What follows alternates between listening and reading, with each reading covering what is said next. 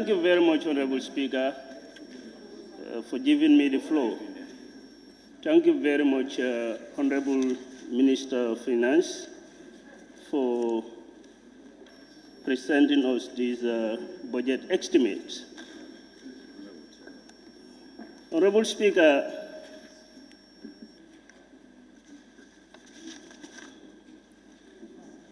I want to be guided by this statement from FPAC. The Minister of Finance, during the tabling of the estimates before FPAC, indicate errors from the submission made to the National Assembly on some budget entities and implored on FPAC to take notes on the revised submission. Having take cognizance of this, Honorable Speaker, I was all along doing my scrutiny on the previous estimates being given to us. As a matter of fact, I was trying to make some reconcile about the previous one I was having and this one. So I was able to notice some changes in terms of some of the budget line in the defense. But having said that, this is the very budget estimate that was given to members, especially me. All the bilaterals that I did, or we did as a committee, it was between us and the ministries and department concerned based on that estimate. I was unable to go deeply to scrutinize the current one or the one that has been given to us today. Based on that, all the submissions I will be doing may not be that much fundamental or do justice to this budget, to the budget that the FPAC have presented this morning. Honorable Speaker, the main essence of the budget is to cater the needs, aspirations of Gambian people. In essence, the budget is the nucleus or the nerve center of this country. Our country development projects, our life and livelihood depends on this budget. So it will be very improper if two documents were presented that have some fundamental errors. Having said that, Honorable Speaker, in the budget that I conducted bilateral with the Human Rights Commission, the submission that they did with that of the Minister of Finance, there is significant reduction of their budgets. And that was put to us as a committee. We will definitely appeal to the Minister of Finance to augment that of Human Rights Commission budget. A simple fact of this is we are now living in a democratic state. And in a democratic state, fundamentally the rights need to be checked. And this is a very institution that was established by this National Assembly to look into the rights, fundamental rights of every citizen and non-citizen living in this country. But they cannot do this when their budgets that have been presented to you have been cut. We understand the ministry's idea that we work towards reducing our deficit, which is a good way, but there are some institutions that are very important in terms of their contribution towards maintenance of certain values within our country.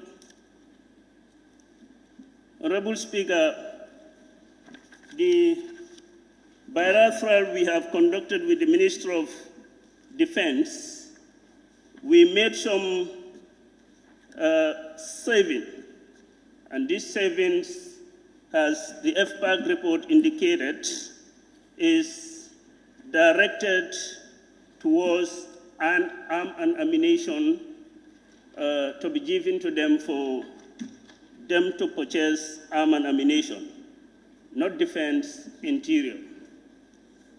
Honorable Speaker, in our engagement with the Minister of Defense, it comes to the attention of the committee members, it is the primary responsibility of the government to keep the armed officers in the barracks.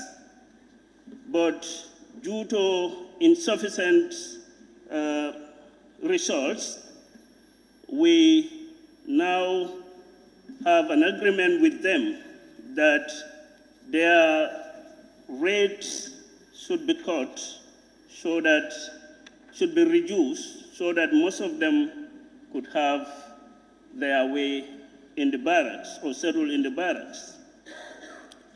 Basically, Honorable Speaker, as I said,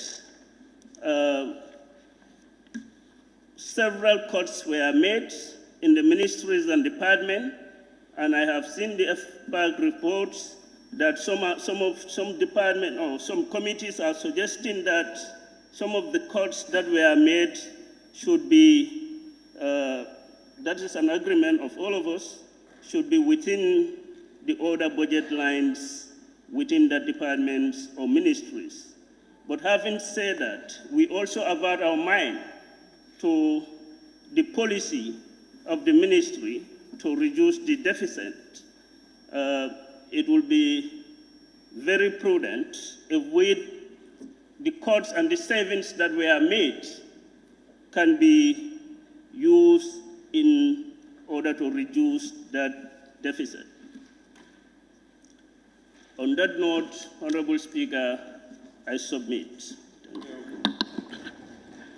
Thank you very much, Honorable Member for Busumbala. I now call upon the Honorable Member for Fonyi Kansala. Thank you very much, Honorable Speaker. I also thank the Minister for fulfilling his mandate. Honorable Speaker, I believe a budget should be of importance to the lives and livelihood of us, the Gambian people. Motion, Honorable Speaker. Honorable Speaker, we believe that. All right, Honorable Member for Kansala. Sorry, okay. Just give us a minute. Somebody, Banyul, is it Banyul North? Yes, please. Yes. Honorable Speaker, I rise to move a motion for us to extend this assembly business to sit beyond 6 o'clock, please.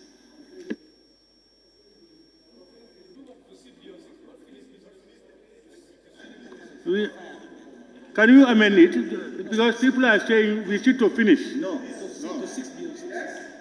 To sit beyond 6? Don't finish. Yeah, to complete business, please. It's been moved that we sit beyond 6 to finish business. Any seconder? Yes, Honorable. Thank you very much, Honorable Speaker. I rise to second the motion for us to sit beyond 6 to complete business. Thank you. Honorable members, it's been moved and seconded that we sit beyond 6 to complete today's business. Those in favor, please say aye. Not in favor, please say no. The ayes have it. Thank you, Honorable Member. Honorable Member for Kansala, can you continue? Yes, thank you very much, Honorable Speaker. We believe as a nation, we will only make progress if department, institutions, or ministries are laid in budget lines, and in which the finance minister has heavily did for 2024. Honorable Speaker, the minister had informed us one thing that is fundamental, that is tax revenue. This is something that is the driving force of the economic of the Gambia. And we believe as 2024 approved budget, about 17 billion plus. So, then now we have an increase of 22 billion in 2024. We are putting these test trials to the Minister of Finance. In this increment, what had your ministry put in place to make sure it assures this revenue line, that they'll work heavily in making sure it is attained?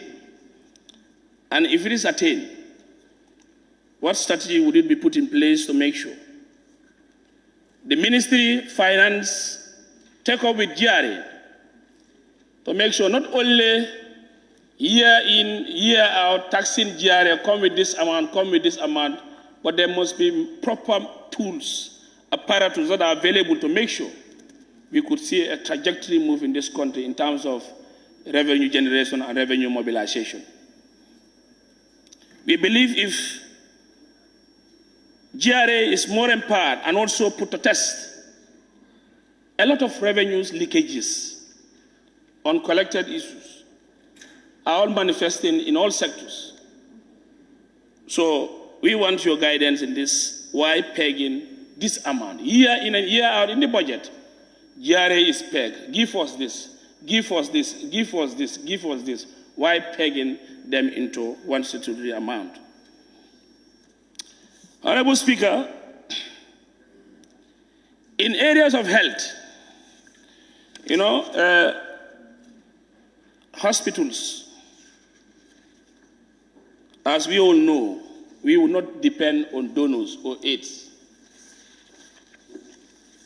to make our hospitals better. We will only do so if resources are available amicably to see that development. We are told by the report of FPAC that the Ministry of Health, FPAC is tasking Minister of Finance to create a development budget line for hospitals. So are we saying those budget lines are cut off? And if so, why? Looking at the cognizant aspect of some of those hospitals, you go to their wards, you go to their outpatient departments, you would see a lot of dilapidated structures that will not even welcome patients. So if we are only depending either World Bank or so-and-so will do X, Y, Z, are we not risking our hospital? If that doesn't work, what will be the next move for that sector? So, Minister of Finance, assist us in this. Honorable Speaker, one of my colleagues, I don't want to dwell much onto RBF, resource-based financing. It is doing very well. You go to all hospitals, a lot of changes we see in those hospitals. But we have to be frank to ourselves, as a nation and as a country. Something that is good, that is making changes to that sector, to those hospitals, we believe you could do it more better in terms of trying to bring substitution. Honorable Honorable Speaker, we want the Minister of Finance to investigate this. Is it a substitution of RBF to insurance? We want to know. If it is so, we are also putting this test trial to the Committee of Health that don't sell your good friend that have stood with you to a new friend that you don't even know his position. So we believe RBF will be of importance, and RBF should be here to stay. And we believe with RBF, the changes that we are seeing in those health centers and hospitals is a sign that is very, very clear. So changing it or bringing notion, beautifying with words and policies or programs, it's not the best way. And we believe as Minister of Finance, you're here for the country. As a ministry, put us in the right direction in making sure we see this RBF becoming a tool that is making a global change in the health sector. And we believe it is best interest of our health sector. And we task this committee, the health committee, to follow this and make sure they could also participate in making sure they do justice to this. Honorable Speaker, I move to foreign affairs. As I do always tell people, these are embassies that are outside the Gambia. I think we should put a mechanism away in Masin that will now be able to weigh each and every of those foreign services to see what are they participating to our country's development. The ones that are doing more, we assist them. The ones that are doing less, we cut down their budget for the betterment of this country. The chunk of our finance that is going to those institutions is of millions. So I believe we will only be saying, I have an embassy in XYZ, I have an embassy in this area, when it's not contributing. We will not be having areas where we said you have embassy XYZ when that embassy is not bringing productiveness in terms of our economic. Those adages are gone. And as representative of the people, we have to make sure we use mechanisms to put in place to make sure those foreign services do also, do something for us. Honorable Speaker, in area of agriculture, I wonder how do we have a befitting country, a healthy country, or a healthy nation without us eating what we grow. And these are slogans manifesting. You go to, departments, agriculture will be coming with new slogans. When there's nothing that is in place to make sure it informs us in that particular area. Billions of our finance is invested into importing rice. Rice. Look at the length and breadth of our country, where we can grow ably rice for survival. But yet still, agriculture has not given us even a plan, a strategic plan, in that full food self-sufficiency that they are calling of. I disagree in increasing their budget. Because why? Efficiency is not there. And this is one of the areas that had a lot of grants, that have a lot of expertise. But with those grants and expertise, it is still zero. We are not informed. Even a single bag of rice, you will not even see made in the Gambia or produced in the Gambia. So we believe that we are here for business. And this budget should be a budget that will reflect the life and aspiration of our Gambian people. Our farmers are still suffering. All ancient farming tools. You hear agriculture talking, farm implement, these tractors and all these issues. Yet still is zero. The hay, for example, you look at groundnut now, the fertilizer that they are also selling, I think Minister of Agriculture should also look at this critically to see what type of fertilizer are they supplying us? Because the hay is more of the seeds itself. When you talk of us farmers, you can be testimony to that. So I believe in agricultural production, we have to move from theories, seminars, conferences. visit areas, extension workers knocking each and every door to reality for us to be able to see that rice that is owned by the Gambia. So without which, we'll be talking of health issues, implications. Do we know how old is that rice that is imported from other countries? The storage, how was it stored, for how many years? So this is why some of us, we will face a lot of ailments because where the sources for, we don't even know. So I believe Minister of Agriculture should be serious. I've also, last session, I've also asked this to say that the Minister of Finance in Cabinet, or even the President, transfer the ministry to Sapo or Jal Pacha.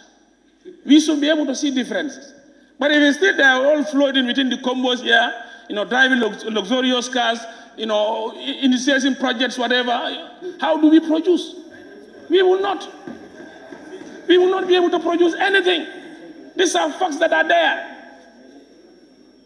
Talk of utility cars of agriculture with projects alone. It can even cover the entire ministry. So if we're really serious, let's reduce expensive cars in agriculture.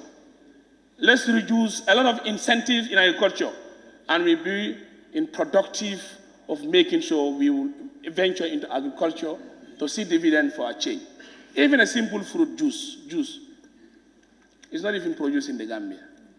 Maybe we have natural mineral water, whatever, but fruit juice tagged with agricultural production that we are now moving from X to this is still a challenge. So we are taxing Minister of Agriculture. If they are not ready to uphold the food self-sufficiency, let's take a position as Parliament. And we will. That either this is done, or we do X to make sure we break that barricade to see that sooner or later we have what? A rice that is made in the Gambia. And we can do it. A honorable member of Joshua also quoted Botswana here. It was an informed decision of cabinet or the president. Said we are stopping importation of what? Vegetables. Today, no vegetable is coming from outside Botswana. Can't we do that as a country? But if we start doing that now, the drum singers of Democrats will say this is dictatorial. You have to dictate to make ends meet for your country. You have to dictate to make sure you bail your people from suffering. You have to dictate to make sure you inform a particular country in the right footing. Without which, they'll just be singing their drumming. Talk of democracy. What is democracy itself? Honorable Speaker, I move to basic and secondary education or higher education. I could join these two ministries. It's rather unfortunate. These two ministries, what they are owing to institutions like UTG, University of the Gambia, what they are owing to the Gambia College, what they are owing to GTT, about 130 something million that they are owing as scholarships. So now, what do you expect that ministry to do? When their people are sent to those universities, they say, no, go, you don't even pay. And then they'll now be negotiating. And they'll be facing challenges in their own budget to see how they will be able to move on. So I believe something needs to be done by the Minister of Finance to solve this issue. Now, as you don't pay those institutions will also continue to suffer. UTG is suffering, GTGI is suffering, MDI or Gambia College will also continue to suffer. So I believe the solution to this problem is let's make sure whatever the budget line talks, we work towards achieving it. And now looking at higher education, this is one of the ministries that I've said is one of the most productive game changer in all ministries. I can attest to that. They are doing very well. Either you like it or not, or others like it or not, we will talk. Minister of Higher Education is doing extremely well.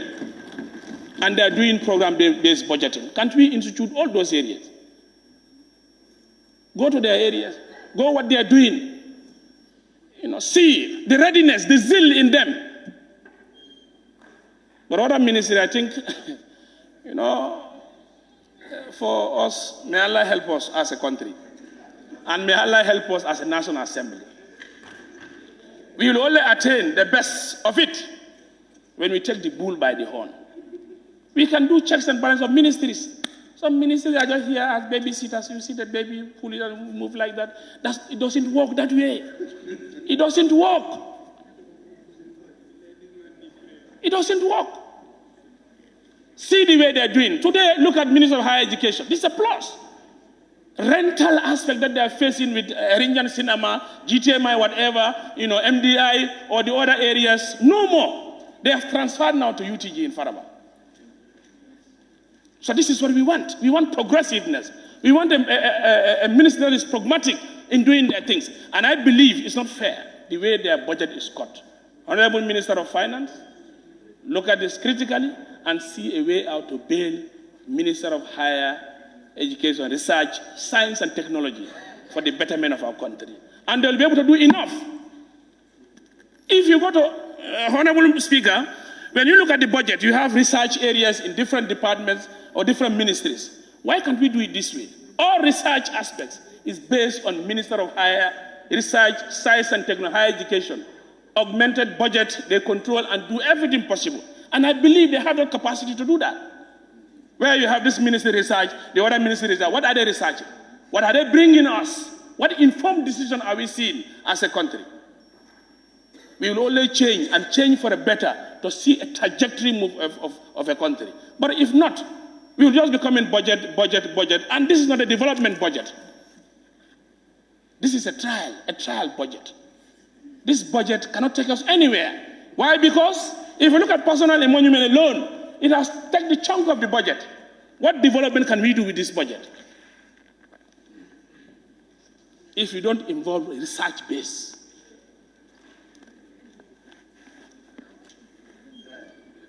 So we believe the only way that we can make change is the change has to start from here, this assembly here. All of us has to begin that change here. Not outside. Those people, they will not do anything. Ministers cannot do, but it has to start here. We have to put, test to ministers here, departments here, and say that this is what we want. Honorable Minister of Finance, Honorable Speaker, I hereby task the Minister of Finance next year.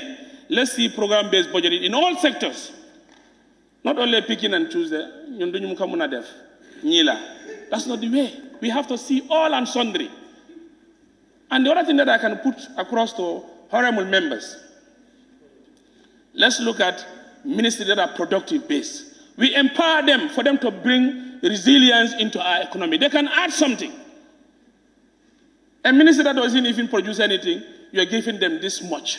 The one that is doing something to bring something to us, it is lessly valued. Maybe a year, 5 ministries, we can give you this and we tax you to develop this. Honorable Speaker, we can only make change when we are ready to take the bull by the horn. And we have our knives and cutlasses to make sure we do that. And this is what we are here for. That's why I always tell honorable members, being the representative of Fonyi Councillor, any day that I leave my seat to run for outside or to seek for refuge outside, that day I'll tell my people of Fonyi Councillor that I'm resigning. I will not leave my seat. I'm here for them. And I'll stand for them. And I will also prepare to make sure I will also speak on their behalf. But the moment you leave your bar and say, okay, I'm packing, I'm going, who are you going to meet outside? I'm not that. Sit. Be a soldier that will not leave the battlefield. And you defend with or without ammunition. You are here to stay, Honorable Speaker.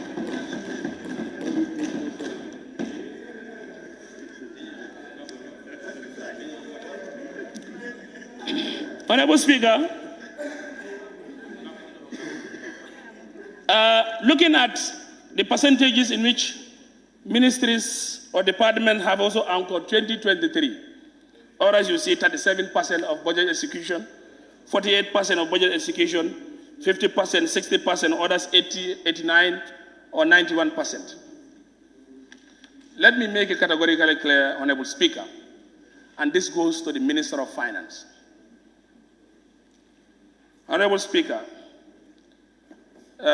Minister of Finance, health in hospitals. We go to school and learn. We go to other areas to do agricultural production. Security is in place there. You are to execute your budget, sit the whole day and night. Somebody is at your back watching you. To sign, if in a budget, approve letters in the highest echelon or the highest position in this country, a security must be standing in front of you, at the back or at your rear, top, bottom, left, and right. They are there for you.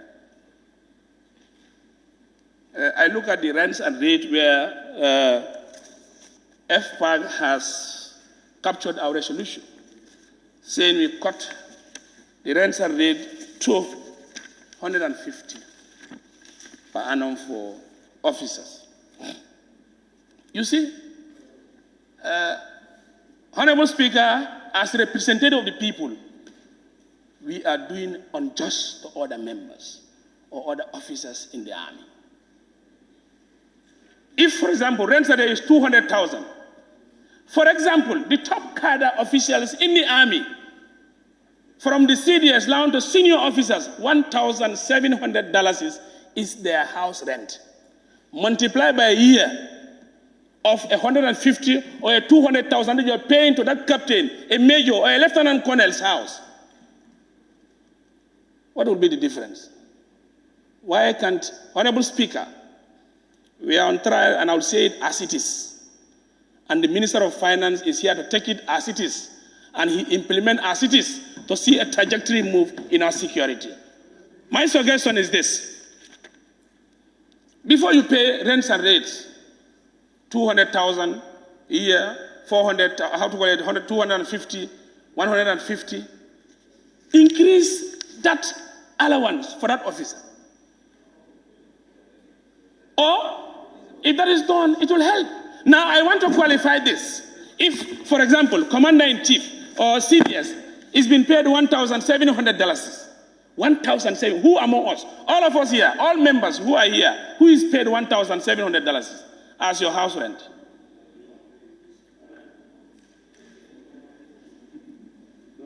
The guy who is leading the top security heads, leading barracks, leading battalions. Your house, you have to pay $1,700.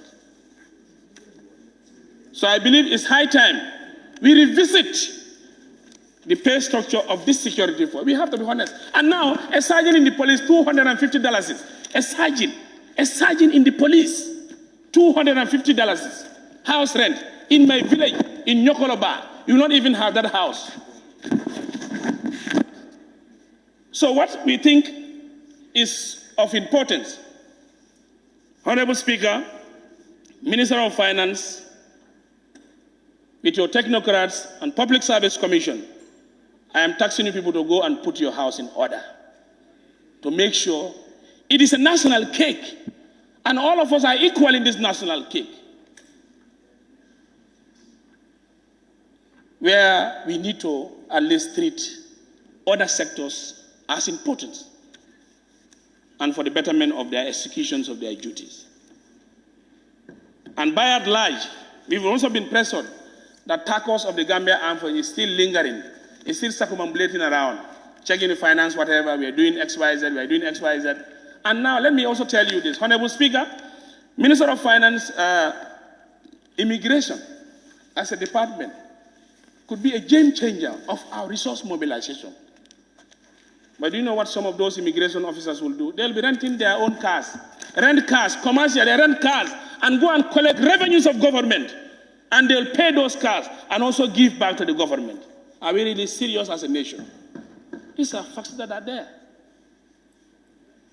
So in order for us to make gains, in order to increase our revenue, what is stopping the government? Coming with a resolution, full pack cars, from Kadan to Koina, for immigration to do their work, and they'll do a game changer in our resource mobilization. Not only GRA. And after all, they will not even be compensated. They are still paid their normal small salaries. And they say, do your job. Thank you for your services. And we recognize the security force, the eminent effort that they are doing. But it has to start from here. So take note of all those trials that are going within the security sectors. And we want them to be standing both day and night, roaming, as we are also moving with our limousines and enjoying our corridors. And they are still taking so and making sure that they sit properly, do this, we are protected, you are doing this. Is that fair? Let's speak the truth. And it's the only way that we can also work towards this budget. This budget has to include everybody, irrespective of where they belong to or which sectors. In order for us to make gains, Honorable Speaker, I believe the Minister of Finance could work towards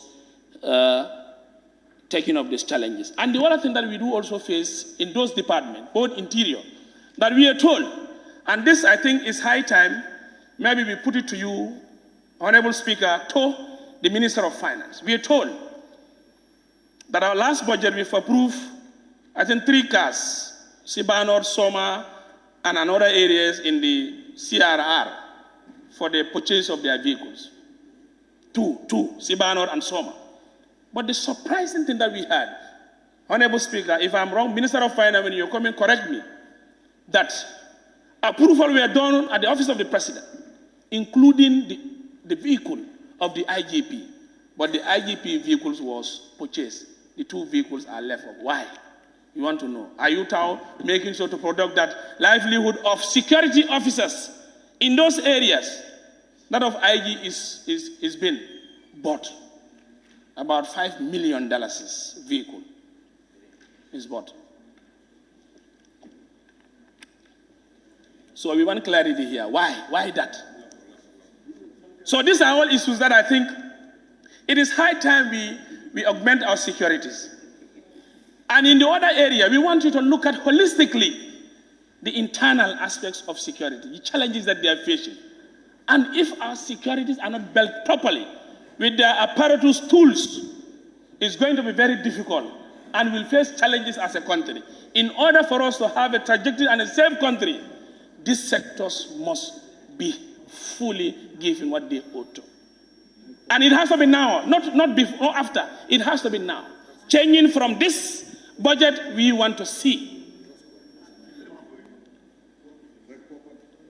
Honorable Speaker, we've been also told that in terms of protecting aspect, we all know drug is a challenge in a country.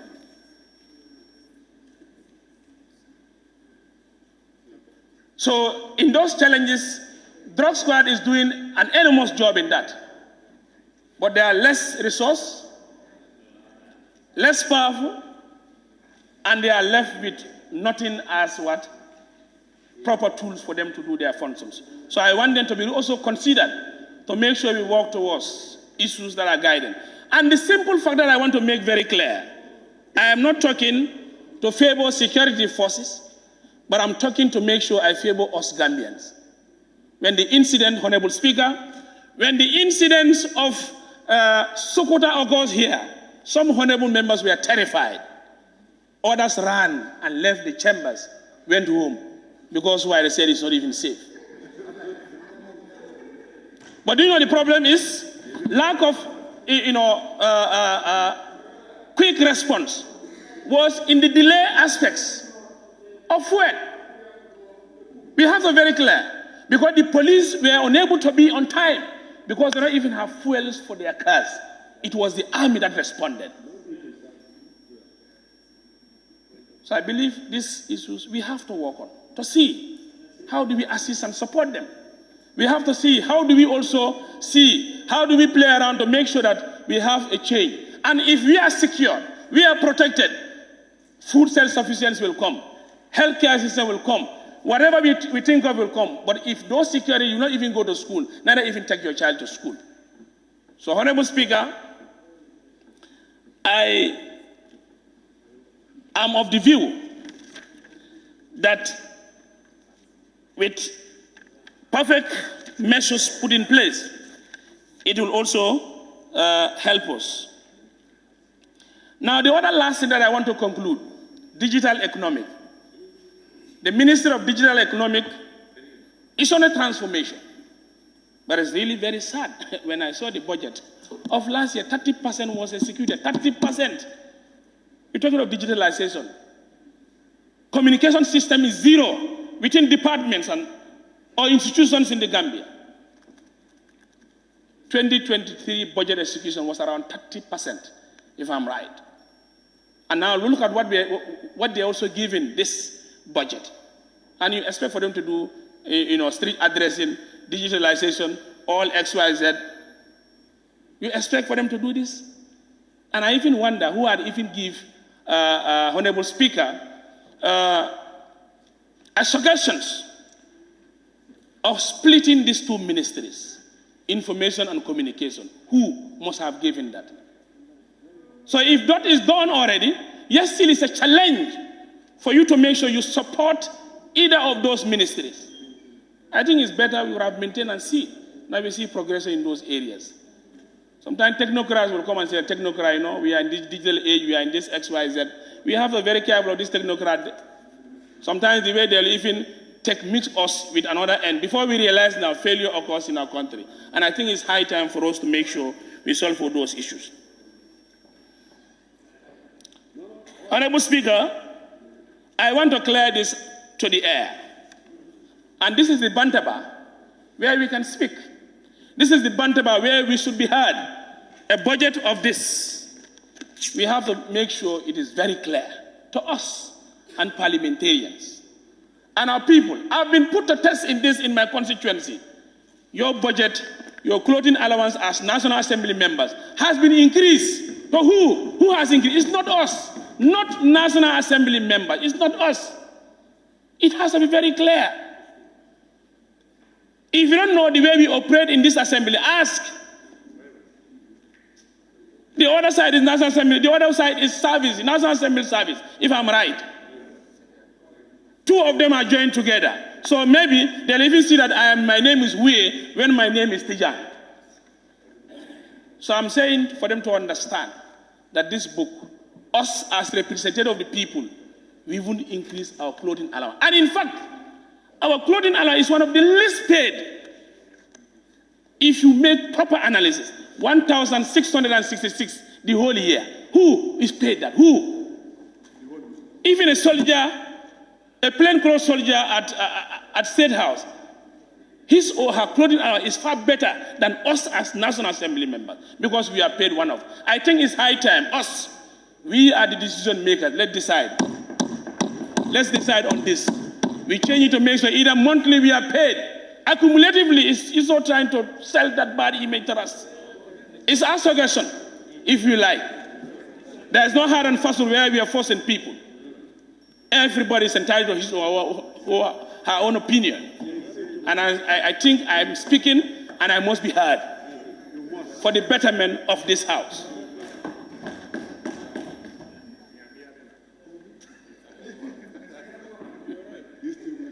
The BBC's news sellers are selling it out. But we are telling them, it's not us. We are divided in this assembly. Meaning what? We belong to different groups. Assembly is a group of its own as National Assembly, but we also have the services. Honorable Member, what do you mean when you say that we are paid, I don't know, our clothing allowance is increased? What I'm just saying is, there is a portion where 2024, page 324, where a budget line of assembly services on clothing allowance. Instead, they are now saying that it's the National Assembly members who have once again increased their clothing allowance. Honorable Member, that is very clear that Assembly service and National Assembly members are different. That's why... Honorable, I think what I'm trying to say is the budget, if you look at the budget estimates, it's both for NAMS and service people. But whatever is in that budget is approved by the National Assembly. So what we are saying is there may be errors here and there, but to the best of our knowledge, there are no increments in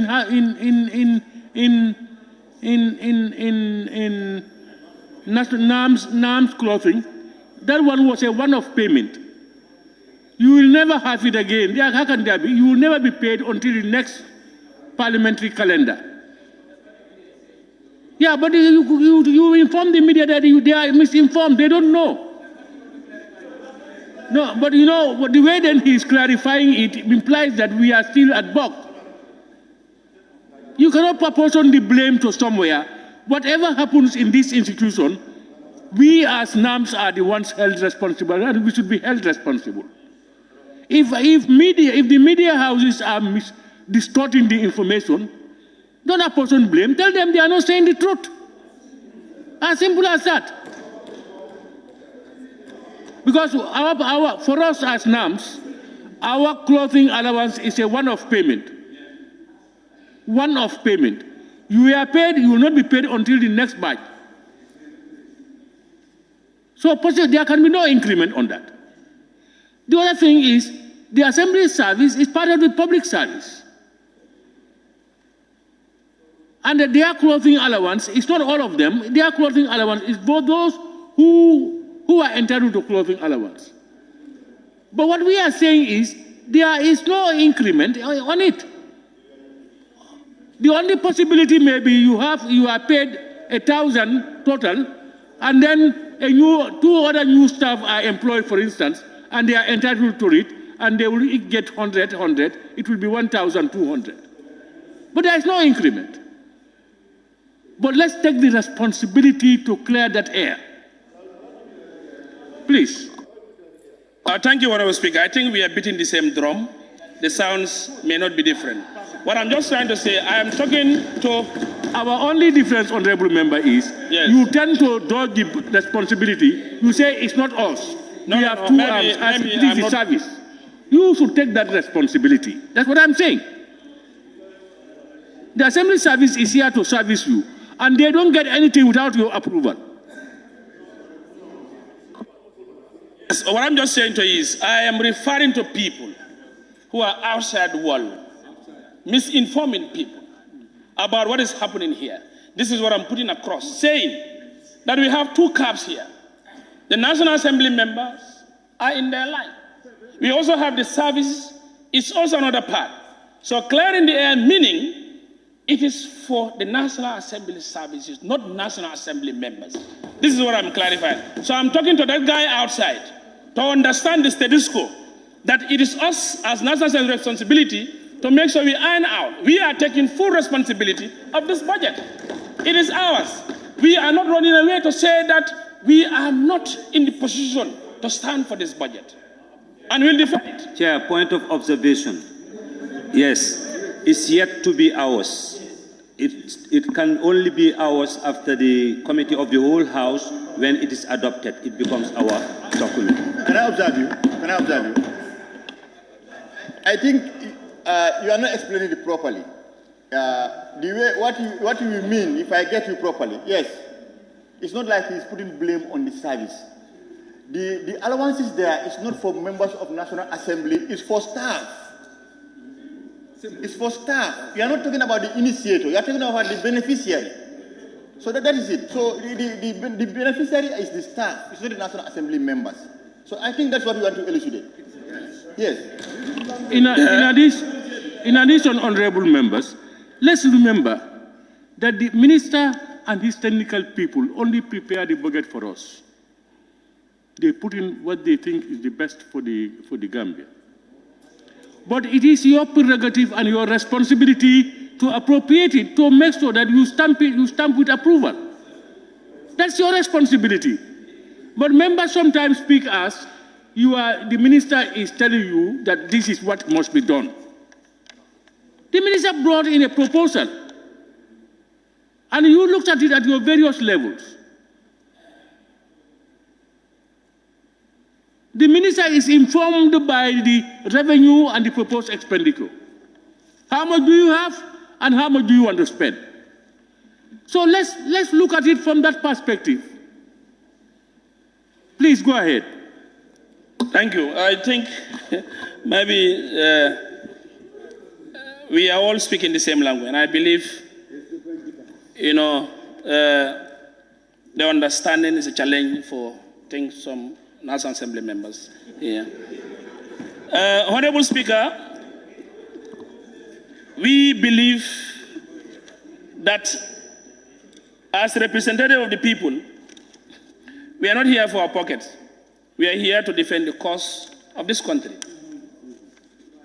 And whatever it takes, we should shoulder it. In whatever form. Either with an eyebrow raiser, or a hand, or a walk-in, or even any method that is possible to see that we can salvage ourselves from this bondage of things or thinking that will not benefit our country. Honorable Speaker, finally, I want to put this to the Minister of Finance about this Forex. I think it's high time Forex bureaus or Forex exchange or local exchange, whatever you call them. We believe as a country, we should be ready to take a position on this. You go, you can change. And the saddest part of it, they are doing their almost thing that they think. At a free will, are we saying, Minister, Honorable Speaker, this goes to the Minister of Finance, are we saying that there are no laws that either affects criminalizing them or even putting them to a test? You see them moving.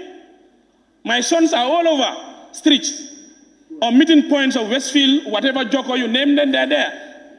Can I change this? Can I change this for you? In dollars, pounds, they do it. What is affecting? Are there no laws that are in place? If so, I think it's high time for us to make proper laws.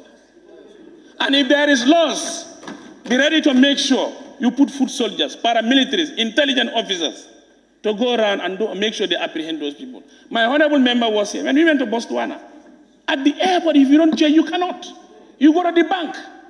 Without banking, you cannot do any changes. But for me, I can even sit at my own home and I do changes of my money. Any forensic currency that I want in the Gambia, I can do it. And the other saddest part is, Honorable Speaker, we as a country, I think we have to be ready to borrow each other in terms of positions to make a trajectory move of this country. It's high time there. It's high time. Why? Because when you look at issues, even rents, Honorable Speaker, to the Minister of Finance, even rents, they charge in dollars and pounds. They charge. In my own country, I cannot pay my own currency, currency, rents in my currency. It has to be a dollar or a pound or whatever. So these are issues that we need. It's not skyrocketing. It doesn't even need a thinking. It doesn't even need a policy to make sure you stop all these issues that are happening. Do we need policies? So what we could do is high time we make ends meet of this country. We will reduce ourselves from these trials if we take the bull by the horn. And it will not work, without which we put heads together. So, Honorable Speaker, on that note, I task the Finance Minister to come with resolutions. Or if it is there, we want to see action. We have various forces with uniform, without uniform, that they can execute these things. And we can clear this affection in our country within a blink of an eye. So why the laziness? Why not doing? Why the affection? What is going on? We want to know. If there are forces behind economic holding, we will be able to be informed in this. Honorable Speaker. So I believe so. Honorable Speaker, I end my speech. Thank you very much. May I Thank rise you. on a Thank point you. of order?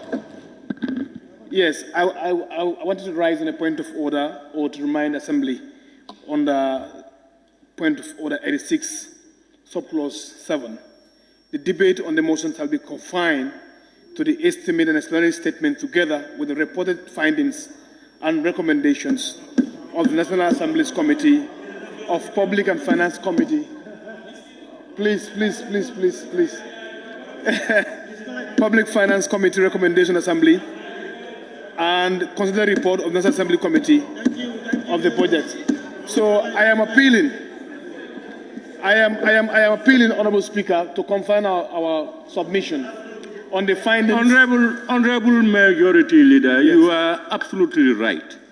In fact, when I was introducing the Honorable Chairman of this thing, I said in my statement, I quoted sections for you that should guide us in our deliberations on these estimates. And honorable members, I told you, if you want to be a parliamentarian, you must read your Bible well. Very well. When a member stands to speak, no other member should stop. It's your own, these are your laws. You made it.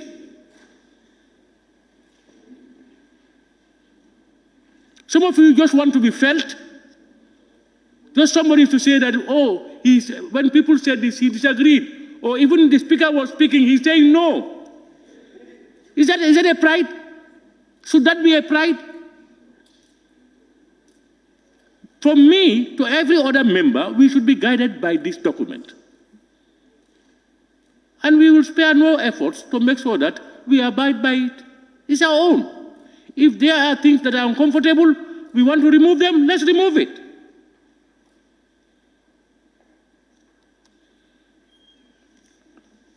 I now invite the Honorable Member for Fonyi Bintang. Thank you, Honorable Speaker. In leadership, you are either a dictator or a puppet. One of the most important things is the budget that is here before us. These are twins. As we can see, they are twins, and they are confusing themselves. This is exactly what the member for, is it Nyomi, what Nyomi? Is it Nyomi, Suleiman Saho was exactly talking about? Badibu, member for Badibu. Honorable Speaker, as the FPAC committee, it is the trust that is bestowed on them by the National Assembly for them to go over all the budget and come back and report to us. They have reported to us, but the confusing book that is put before us, we are saying we don't want anything to confuse us. You cannot give us a document and want us to debate on the document on the very day. It is unacceptable and should not be accepted. And even if all are in for it, I am not in for it. Because they give you a big volume just to confuse you. That being said, Honorable Speaker, looking at the budget to address the needs of the Gambian people, I believe we should desist from renting departments that the Ministry of Higher Education are renting, NCCE are renting, you have the National Human Rights Commission are renting, Ministry of Interior renting. And we are the people that own the land. It's the government that owns the land. This is why we have the Ministry of Lands. For the Ministry of Land, their sole responsibilities should be to provide land for the ministries so that we can go out of this renting. People are renting because they don't have the capacity. But a government cannot be renting, wasting money because you have connection with those that owns those places. You want to give them some token of money. That should not be accepted. And I think every genuine Gambian should frown upon that thing. Renting department should be a thing of the past. You cannot rent a ministry for $3 million. If you use that $3 million on annual basis, you use $3 million to construct your own ministry. For 3 years, that will be $9 million. At least you should be able to finish or at least complete everything. If you are unable, then the fourth year, that will be $12 million. You should be able to finish everything. I think the country should be thinking in that perspective. That is the only way we can liberate ourselves. And then the money that we are generating will be of use for us. But look at how much money are we using for rent and maintenance on this big budget, on these big volumes. So what is actually eating our money? Our money is being eaten by travels. And if you are traveling, we are giving you money. But if you are coming, you are not coming with anything. That is what is sad. And this is a sad reality. And this applies to both the institutions, including the National Assembly. We are giving you money for you to travel. But as you are coming, you are not coming with anything. I think this ban on travel, the first time I saw this, I supported it. Honorable member. Okay. Honorable member, you must try to behave responsibly. National Assembly is a member of various statutory bodies.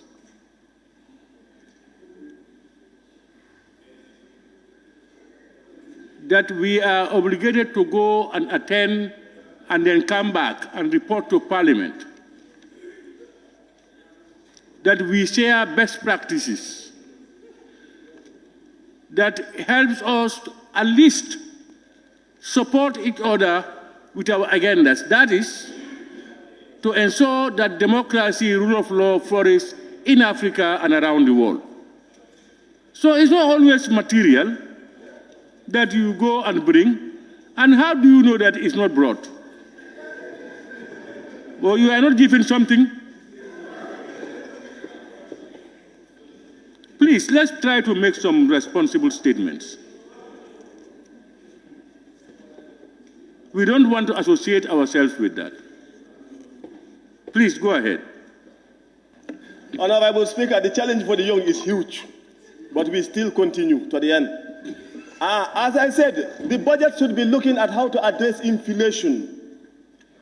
And the inflation, the Honorable Minister last time initially told us that in 2022, that in 2023, the inflation will drain us by 13.4%, and today the inflation is at 18.5%.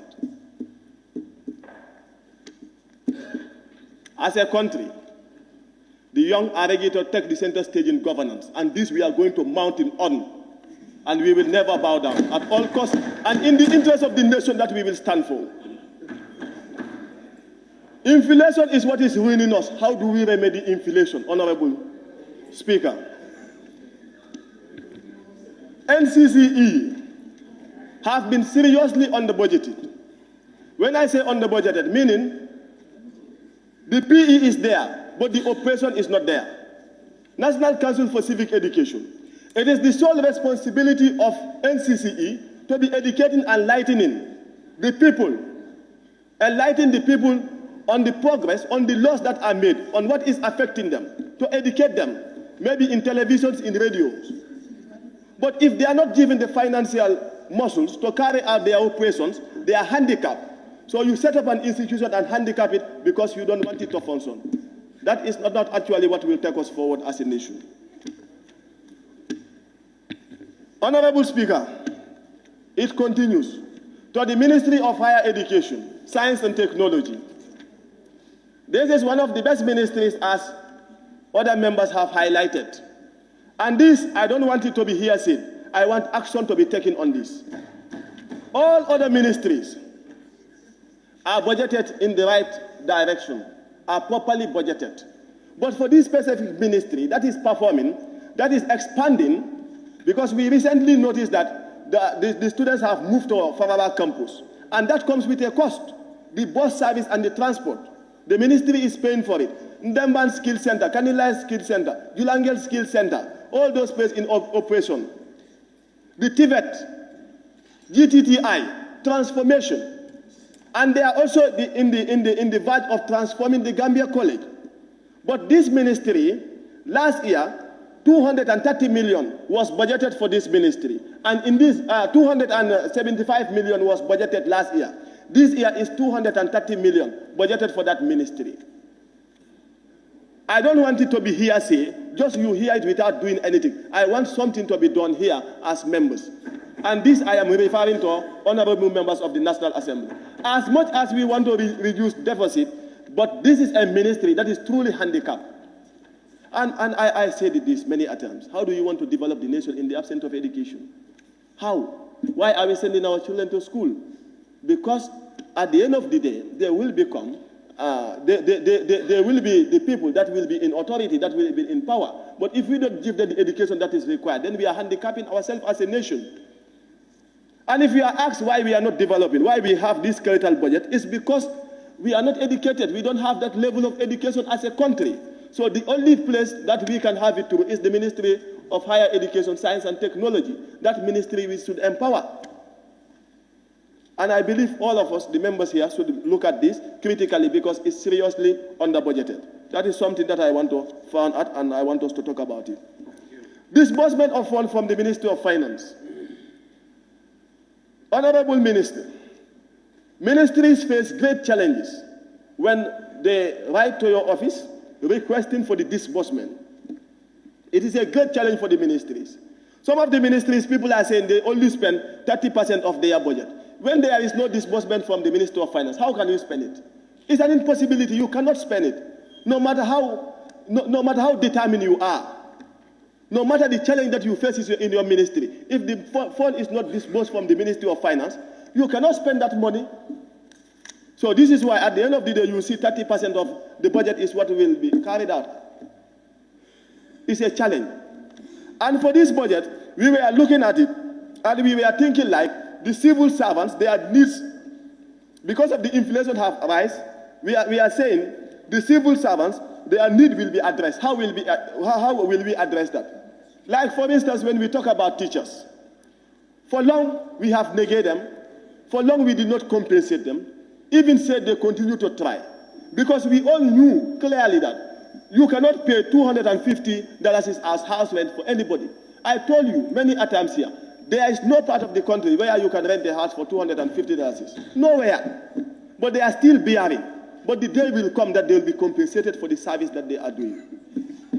The day will come. And how I wish this budget goes further to address the need of that farmer, to address the need of that fisherman.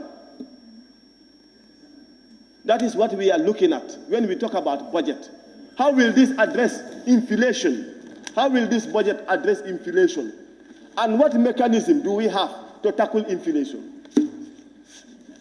That being said, I want to rest here, but Honorable Speaker, the challenge for the young will live up to the challenge. Thank you. We pray that the young continue to live up to the challenge. But the best that the young will do to face tomorrow is to go and read. Honorable Member for Jara West.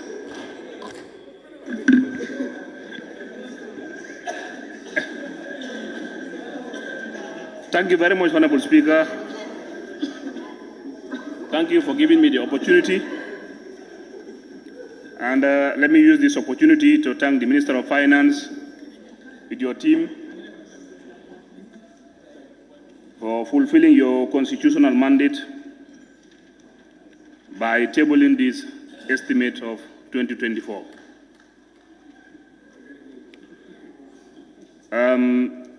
We call it estimate for now because we are the one who should approve it. I believe the ministry with their team, they have done their homework, forecast, project. It is left to us to also see what can be achievable or what we think is achievable.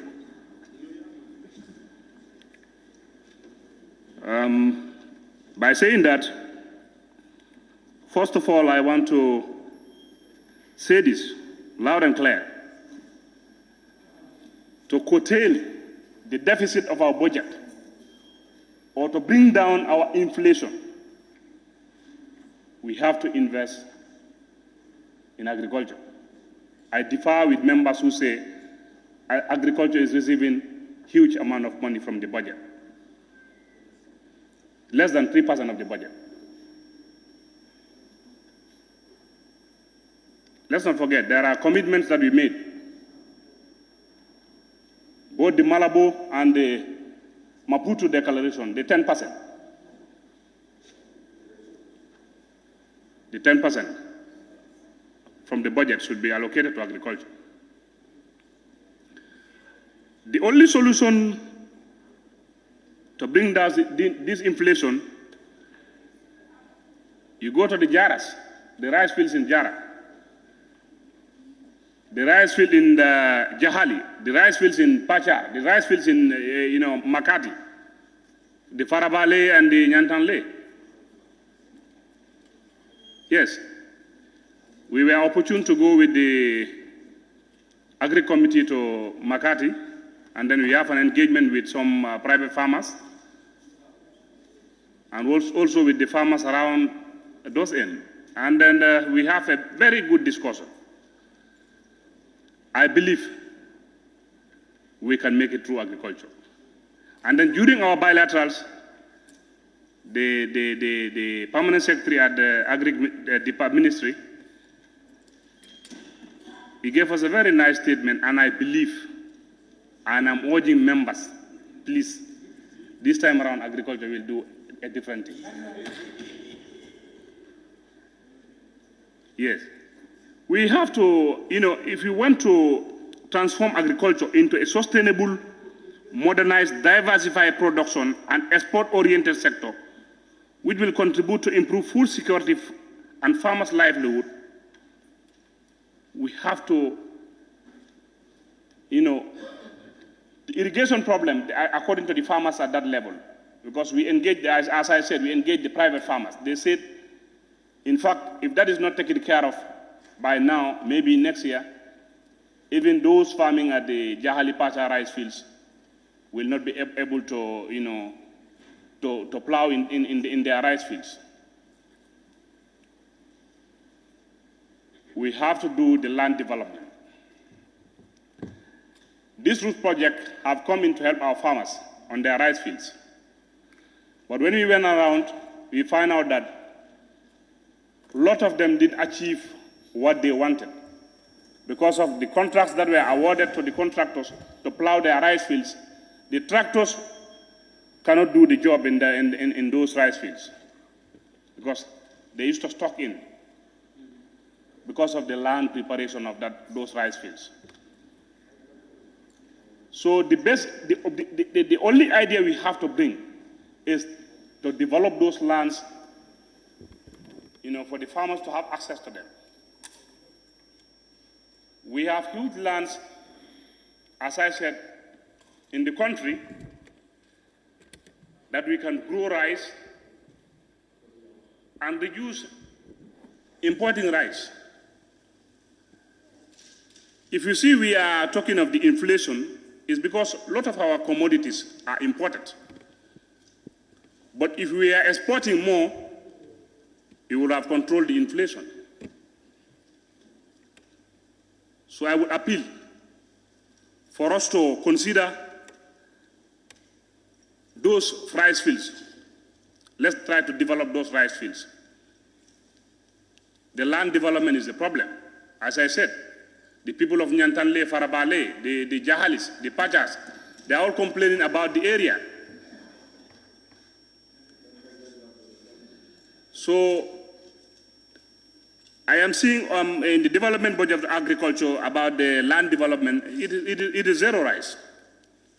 There is nothing catered for land development in the development budget. The irrigation, that should be looked into.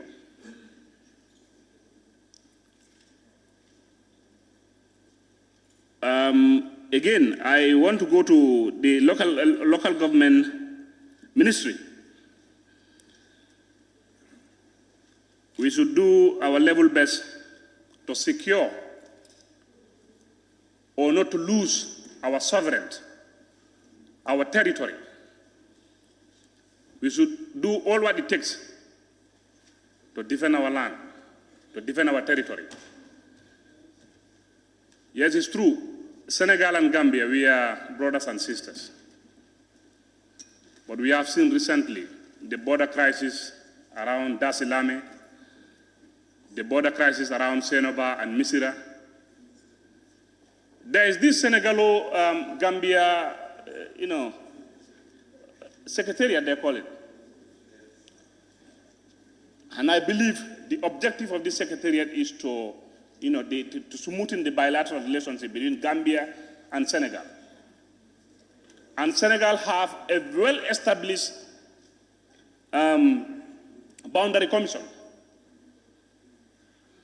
with expertise.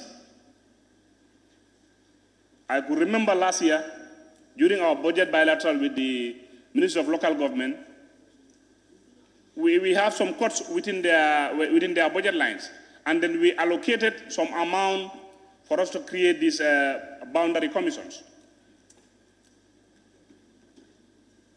But this year we were told it was never done. They said they didn't receive that amount of money about those boundary commissions. And hence the secretariat is there. We should work to establish also as Gambia to have those boundary commissions so as to engage our neighbors the borders, for us to know Gambia, this belongs to us, this belongs to Senegal, for peace to exist between these two countries, because we are neighbors and the same people. So we should work very hard to make sure this boundary commission is established. Just few months ago, I am from around the border, Misra and Senoba. These people, they are all related. Those at the other side of Senegal and those in the Gambia are from the same family. But then if it has to escalate to a problem between these two countries about the border should be here, the border should be here, something should be done to address those issues. And then this year also, a report came to us about what happens in Dasilame. So we should work on that boundary commission, even because I can see it should be on the support to other general government units. It's supposed to be captured there. I can see in that budget line there is 10 million. But if it is for that, it should be started now. If it is not for that also, we should do something for this thing to be done this year. It's very important. As I said, Senegal, they have their own with their expertise, so we should also do that. Hence, the Secretariat is there to smoothen our relationship, the brotherly relationship between Gambia and Senegal. Moving forward, I would say also, youth and women enterprise development needy. I can see in 2023 they will have a OC of 5,579,145, and that this year they have 6,068,320. This is a unit that helps our youths, our women, to minimize or to mitigate this Bagwe syndrome. These are departments that we need to focus on very well. We are losing so many of our youths on this Bagwe. So we should sometimes look at sectors. I know all the sectors are beneficial to us, but then we should look to other sectors and then concentrate on them more.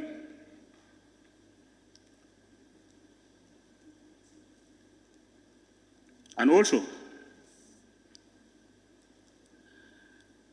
like the minister said in his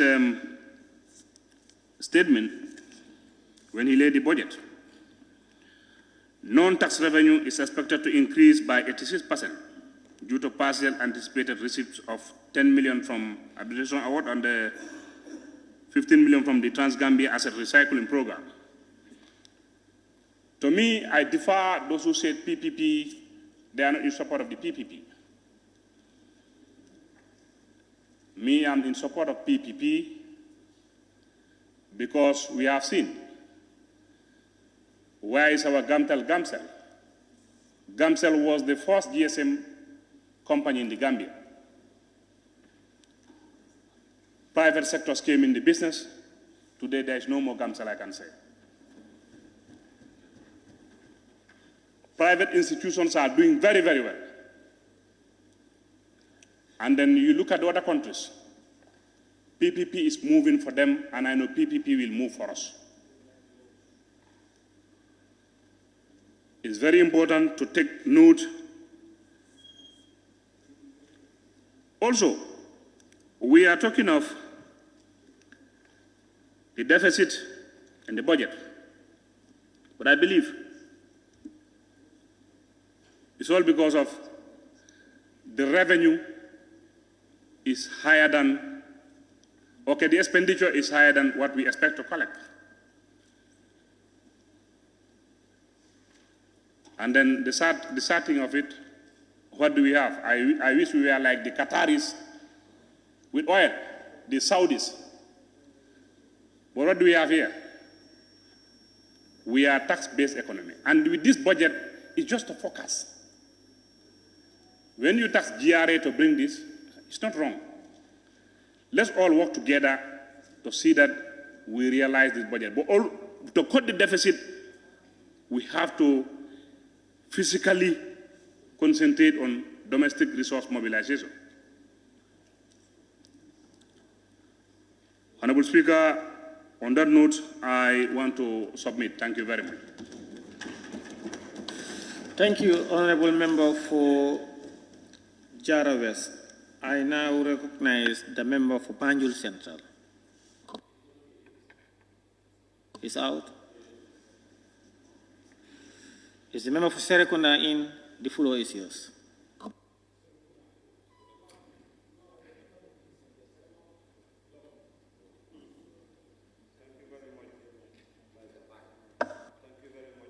Speaker, my deliberation will not be that long. Having gone through the budget book, issues have been raised here by some honorable members regarding the suppression of revenue. Honorable Speaker, my concern here is since the budget is anchored on domestic resource mobilization, and domestic resource mobilization is a process in which government raise revenues and spend them on services to its people. Domestic resource mobilization does not necessarily mean new taxes or higher tax rates. The spirit of domestic resource mobilization is to raise funds to alleviate poverty and provide services to the citizens. This is a program and has been implemented in 15 countries by USAID. Example, the Addis Ababa Tax Initiative. But in the budget book, you will see that taxes have been increased. Tax revenue is expected to increase from 16 million to 22 million. Non-tax revenue as well. Honorable member, from which book can you refer to the book and also? It's from the estimates, 2024 estimate. But anyway, the minister knows that taxes are expected to increase. So domestic resource mobilization is more of improved audits and simplified filing processes. So my question is, what strategy does the minister have to implement the domestic resource mobilization in order to alleviate poverty and provide services to the people and not putting economic burden on the people? On that note, I thank you very much, Honorable Speaker. Thank you very much, Member for Serekunda, for that succinct intervention. I now give the floor to the member for Banjul North.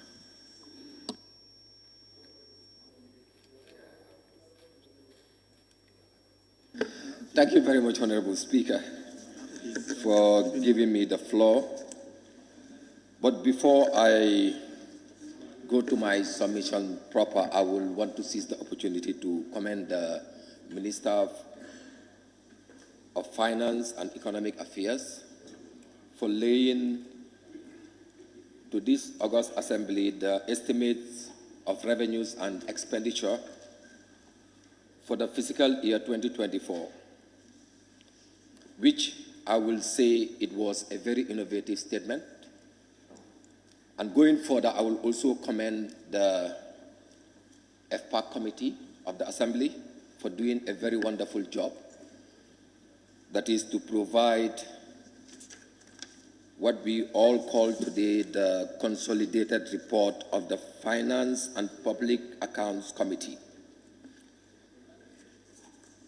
I will also want to commend the clerks of the committee and all other committees for working together to support the FPAC to produce such a report. Honorable Speaker, my deliberation will be centered into different thematic areas, but starting with the issue that has to do with harnessing demographic dividend. And in saying so, I will start with the main tools that we can put together in order to harness demographic dividend. And I will start with education. I believe, like other members have said, education is the backbone of any country, especially any developing country. And in that regard, the budget for the Ministry of Higher Education, I will want to join my fellow honorable members to advocate and also to inform this assembly that it is important to consider their budget to be increased, understanding that there are new institutions that are newly constructed or instituted in this country, which is very important, especially the TVET sector. Understanding that it is in a high demand situation, we can see young people are endeavored to venture into skills education, which will also give them a kind of a career in the future. So in that regard, I will want to join my fellow honorable members who talk about the issue of increasing their budget that was cut off by the Ministry of Finance, to see how best we can support the ministry to achieve their main goals and objectives to enhance quality education in this country. Going further, Honorable Speaker, the issue of health, like I always say, is everyone's business, especially us as members. Health is one of the key tools when it comes to harnessing demographic dividend. And looking at the FPAC report,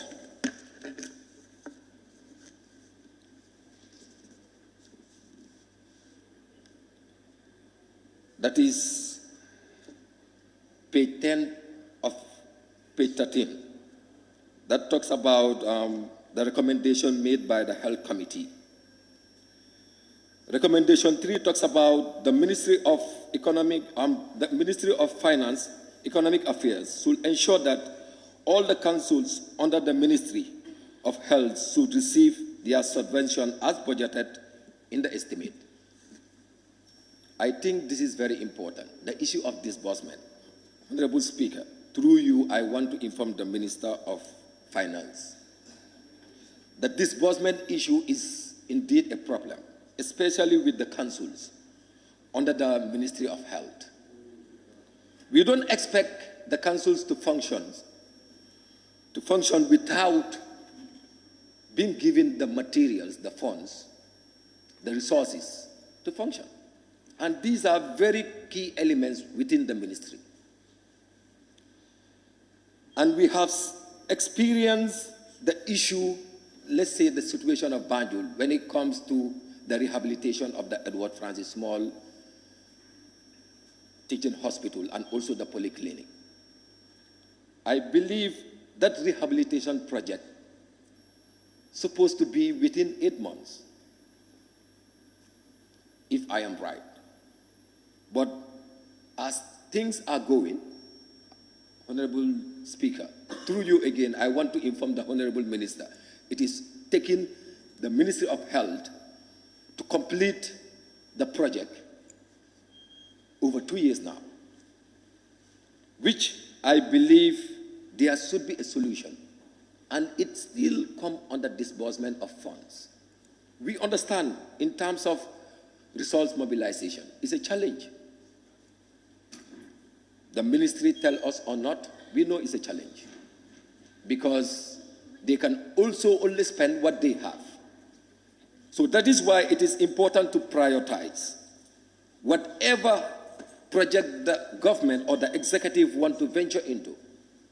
Let them make sure that they put the adequate resources in place.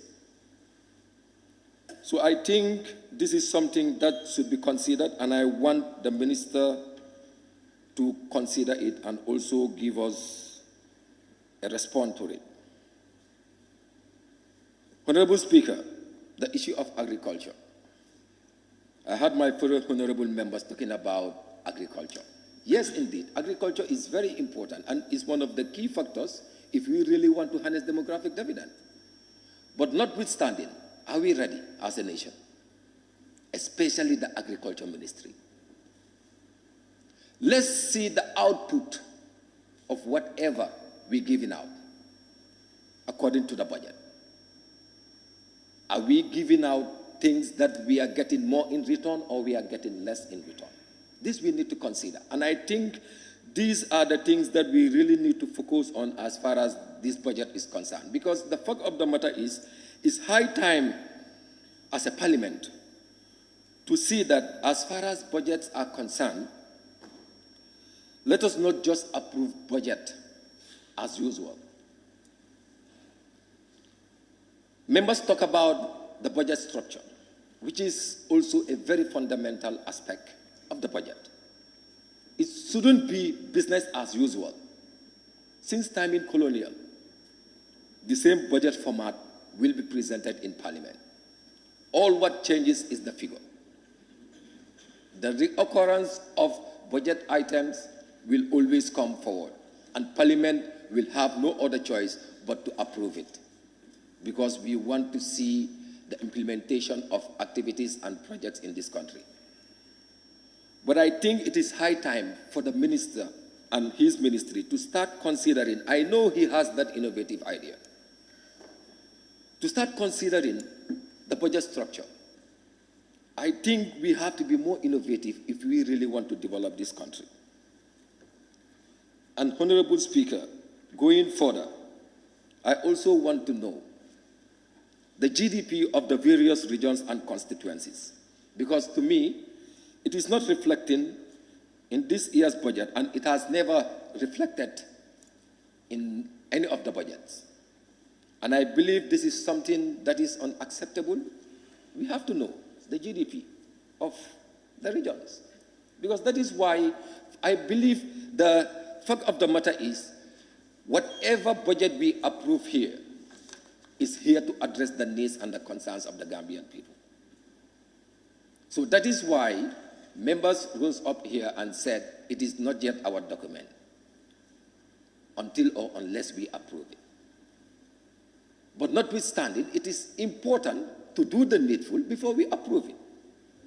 And I believe this is something that we must know and also understand how it really works. Honorable Speaker, going further, still on the issue of output, the Gambian embassies should provide a performance review report to the government and further be presented to the Parliament in order for us to understand better what we are doing. What exactly are we approving for the Gambian embassies all over the world, and what are they bringing in return to this country? We need to know. It cannot be a blind service anymore. The fact of the matter is, we cannot pay taxpayers' money to people that will serve us in embassies outside this country. At the end of the day, no embassy will tell you, this is what I did for the Gambia, or this is what I'm doing for the Gambia. It's high time we start raising eyebrows around this issue. And I think the Ministry of Finance should take it up with the Ministry of Foreign Affairs to make sure that such a thing is addressed. Honorable Speaker, going further, I also want clarity on what happened to the $75 million that was appropriated by Parliament last year for reparation of the victims. Because we understood that a reparation bill was just passed through a certificate of emergency, that is through an extraordinary session, which was just a few weeks ago. So what happened with the $75 million that was appropriated for the budget estimate 2023. I will also want to know clarity. I will also want to have clarity on that. Honorable Speaker, I will also want to know how the budget is addressing the issues surrounding the people with disability and children. I know the response will be there is already a ministry that is responsible. But looking at their budget, 81 million, I think it is something that is at a low side, considering the level of people that are disabled in this country, and also understanding that we have children that are in this country. And when we talk about children, I think it should be a business of all of us, especially when it comes to understanding that they are the citadels of the nation, they are the cream of the society, and going further, if they become youth, they will be the current and the future leaders of this country. So in that regards, what are we doing to better prepare them? I think there should be enough programs for them so that they will be better equipped with all necessary resources in order to become very responsible leaders in this country. Because that is what we all yearn for. That is what we all think should happen. But what effort are we putting in place in making sure that we enhance the entire process? This, I believe, should be considered. Going further again, Honorable Speaker, I will also want the Honorable Minister to clarify when it comes to the local government ministry budget, whether they have catered the 25% of the 60% development that is supposed to be given to all local councils in this country. Because I believe it is a law, and I also expect the government to respect the law.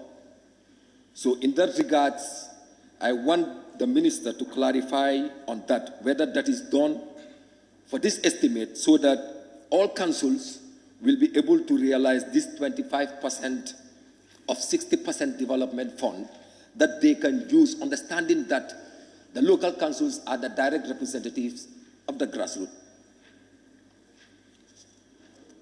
Honorable Speaker, understanding that youth issues is a cross-cutting issue.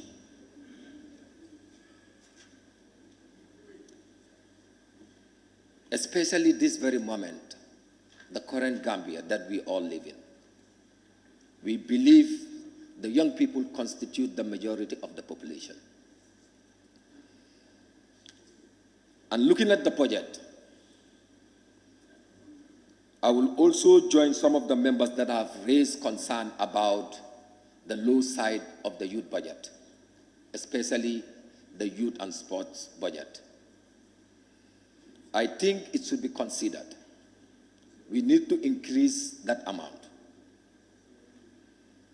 Because we cannot stand here in Parliament and keep on saying the young people are the current and the future leaders of this country, when we are not doing absolutely nothing.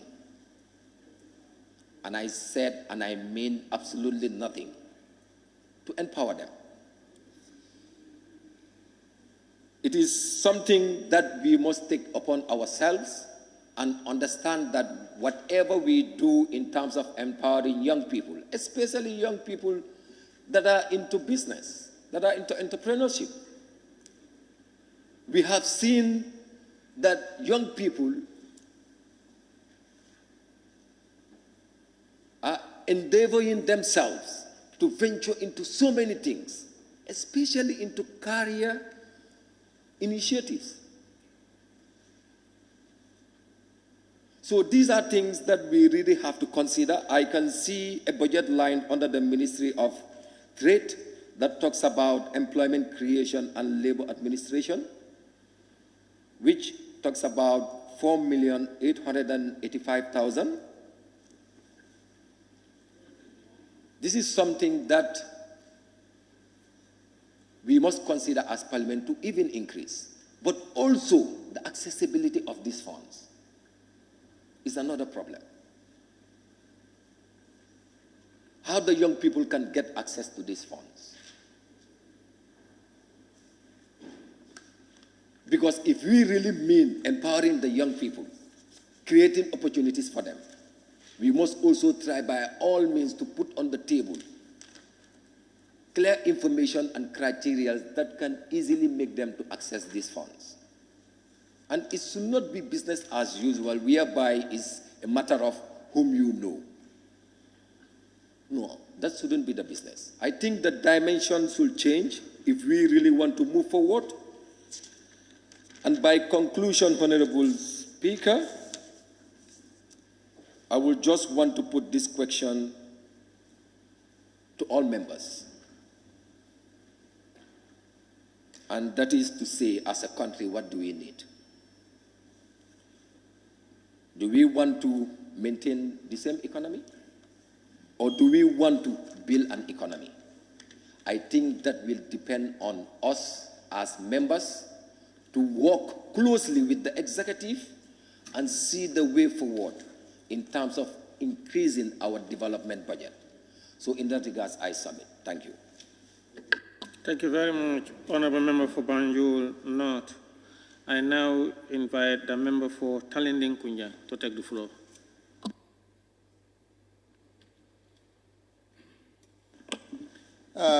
Thank you very much, Honorable Speaker. I don't think I will take much of your time. Personally, I think if you want to know the priority areas or how committed a government is with regards to its budget, with regards to in relation to departments and development plans it has, you have to look at the GLF component. Personally, if I want to look at the budget, I see how much are we ready as a country to invest our own money in our own development. You know, that's how you know whether we are serious or we are not serious. And then for me, some of the priority areas for us is very obvious when you look at what percentage of the GLF they consume, in relation to their activities. Let me start with education. Ministry of Education, which according to even the minister's statement, and which is also evident in the report, it takes about 15%. But let's not put these two education institutional ministries together, if we want to be fair. If you look at that 15%, 14%, more than 14% goes to Ministry of Basic and Secondary School Education. Only 0.78% goes to Ministry of Higher Education. And then if you look at government's plans in terms of how to advance higher education in this country, how to provide skills and development, and all these programs at the Ministry of Higher Education in terms of TVET, and you look at their budget, you tend to question, in terms of budgeting, is the Ministry of Finance looking at the priorities of the government and policies and align them to the programs of higher education? So for me, that is my problem. Because somebody even said in one of the utterances I hear outside that the back race syndrome is pushed by the failure of our education sector, which I beg to differ seriously. But if that is the case, if we want to address those issues, most of the people that are going through backway, what is forcing them? You look at the level of their education, the lack of skills, and now higher education coming with programs that are geared towards giving skills to these youths, so that even if they don't have, they can employ themselves here, apply themselves in this country, and have a source of livelihood. So if you look at all of those things, and you now see that the ministry being cut to this standard, it scares me. And then there is a column in the open scholarship that is cut by 20 million. And this Gambia, and in some countries, university they make it very easy. Even our neighboring countries, their university is free. And not only that, government university, not only that, they give stipend to students to learn comfortably. because we are trying to invest in our future.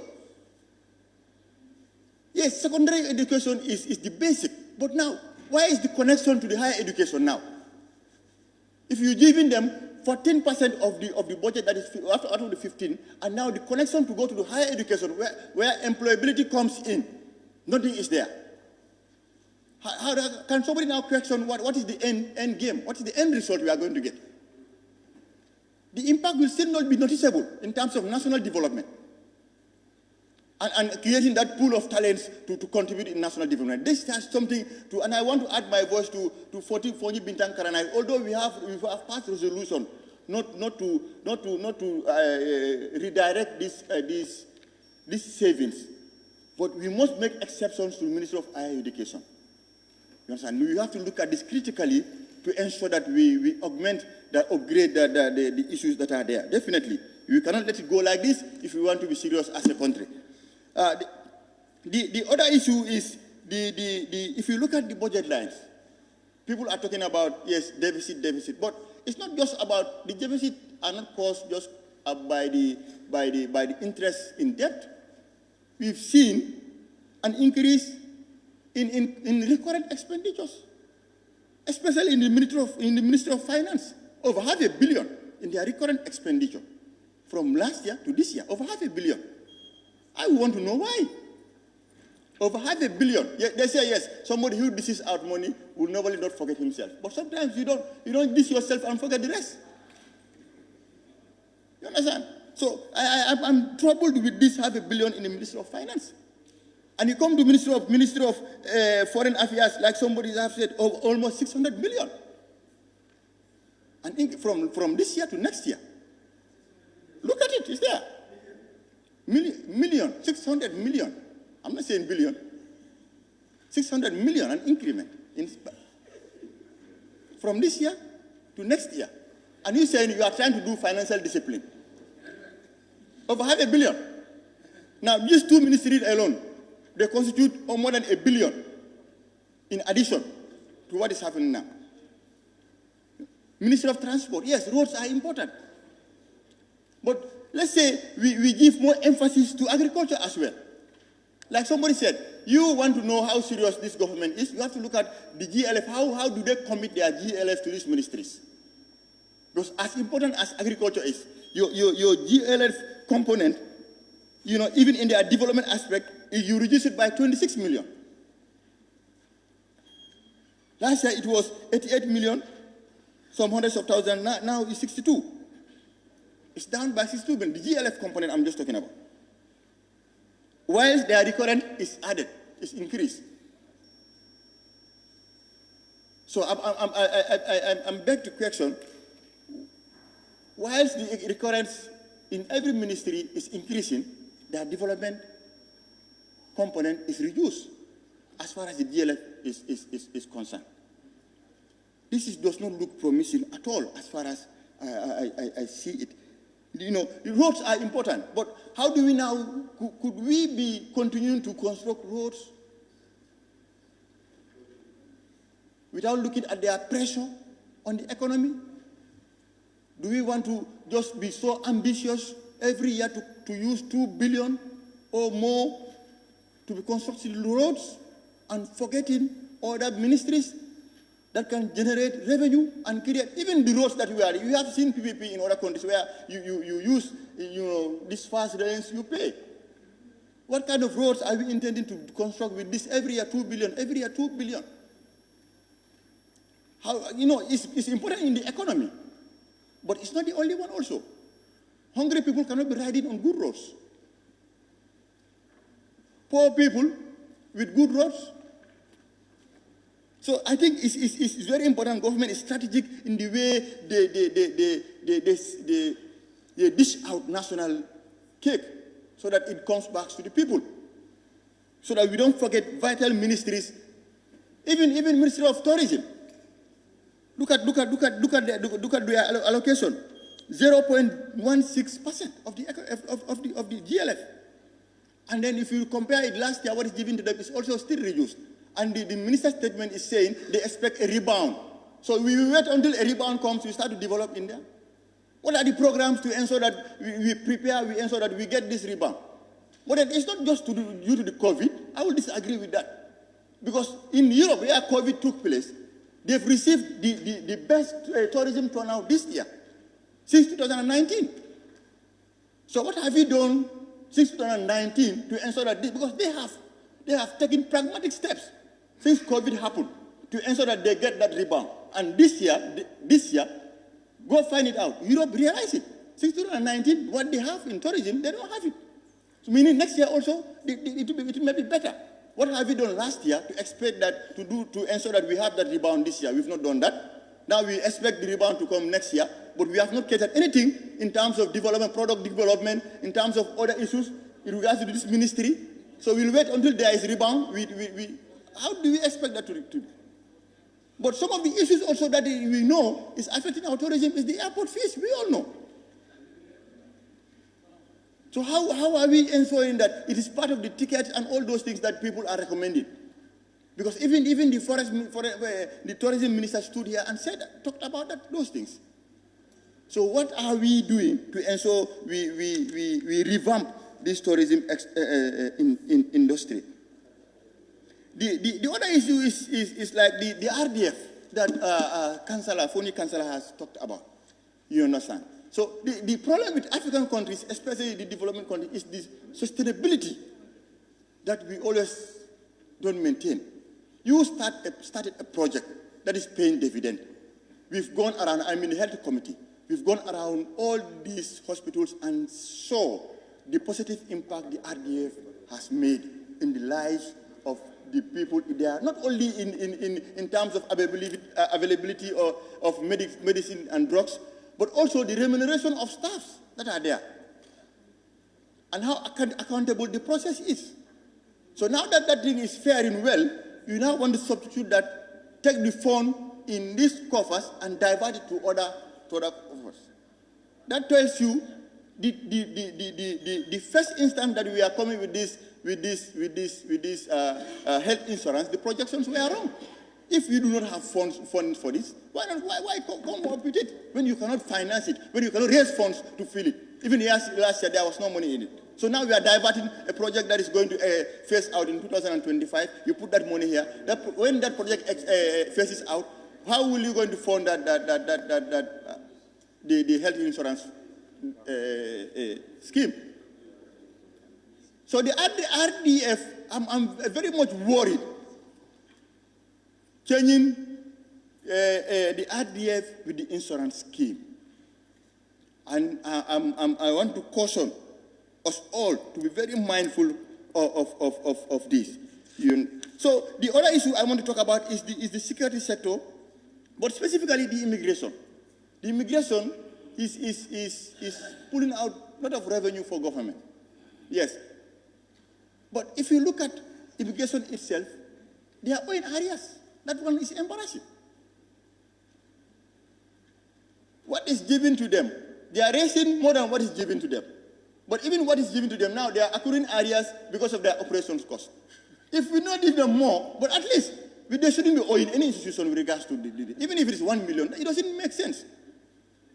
So I think that one too is a concern we should look at.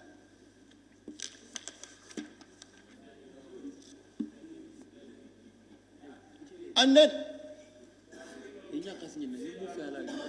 I did say that. Yes, no, because and then the other issue where I want to put emphasis in, and that shows priority, majority, I'm sorry, but it has to do with the office of the president, which takes almost 3% of the budget. Yes. Office of the President is very important, but we do have to look at how the recurrent expenditure is rising. Please, let's look at it. It's growing year by year. And then at some point, 2 years ago or 3 years ago, sometime the President was very pragmatic to reduce it. But it is coming back again. It's coming back again, and this is something we should flag. So that, because these recurrent issues, we should be very mindful of it. And not relinquish our responsibility as a government to develop our own issues and now relinquish and give that responsibility to donors and grants and loans. The reason why I don't want to factor them, because we had failures with regards to donor issues. You've mentioned last year and year before last. So for me, that's why I base myself on GLF on most of the time, to look at the impact it can do. But this is money we can have. And this is money we know we can have. But there's no guarantee that those monies that you are catering for agricultural development, if they fail, and sometimes they come with conditions. It's high time we start using our government money, our own taxpayers' money, into agriculture, if we want to be serious, honestly. I cannot understand how we should give all the projects in agriculture can be given, even higher education. I see some, when you add the GLF loan and all these components, I've seen an increase, in terms of what is going to higher. I've seen that. But for me, I want to gauge the seriousness of the government based on the GLF.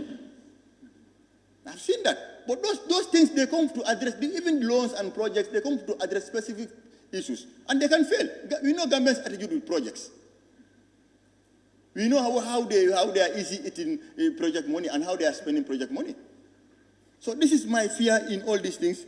I think people have said I've spoken long. So yes.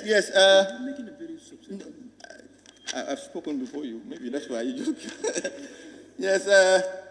Finance, basic secondary school. Okay. Thank you very much. Thank you. Thank you very much, Honorable Member, for being brief. In your own definition of brief, I wouldn't want to be here when you speak long.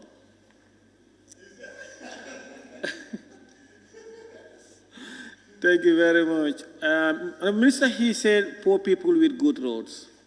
Poor people with good roads will enhance their economy. Will at least, if you give them good roads, water, electricity, will definitely boost the economic situations of our people. Thank you.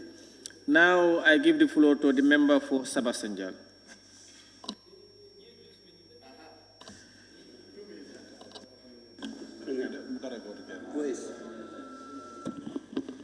What's up?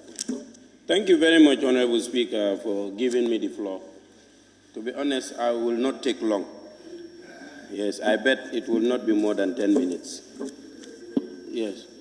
Honorable Speaker, I first have to thank EFPAC for the report and also to thank the Ministry for working with various departments, various ministries to make sure that they bring us this budget before us. I just have few observations and reservations which I definitely want the Minister to consider as far as this budget is concerned. Some make mentions of domestic resource mobilization. And if you look at it, it says tax on goods and services is projected to be 35.74% on revenue generation. And also tax on international trade and transit goods, 22.5%, all on revenue generation. I think this is a very serious thing that we need to look at. Because when we are budgeting, we need to consider the impact of the budget on society. What impact will it have on society? If you're saying that on the revenue generation, tax on international trade and transit goods will be to 22.5%. That means the goods that we are importing into the country will what? Increase. The prices of goods will increase. Because if you increase tax on them, at the end of the day, the end user have to pay more to benefit from those goods. Let's say, for example, the importation of rice. If an investor is taxed at a higher price, at the end of the day, the price of rice will increase. So considering the end user, who is in Basse, let's say, and factoring out all the transportation costs, at the end of the day, how much are we going to buy a bag of rice for? So it's going to increase. We have to expect that. Also, on project grants, you're saying on the revenue generation 28.96, and 100% of this is from foreign countries.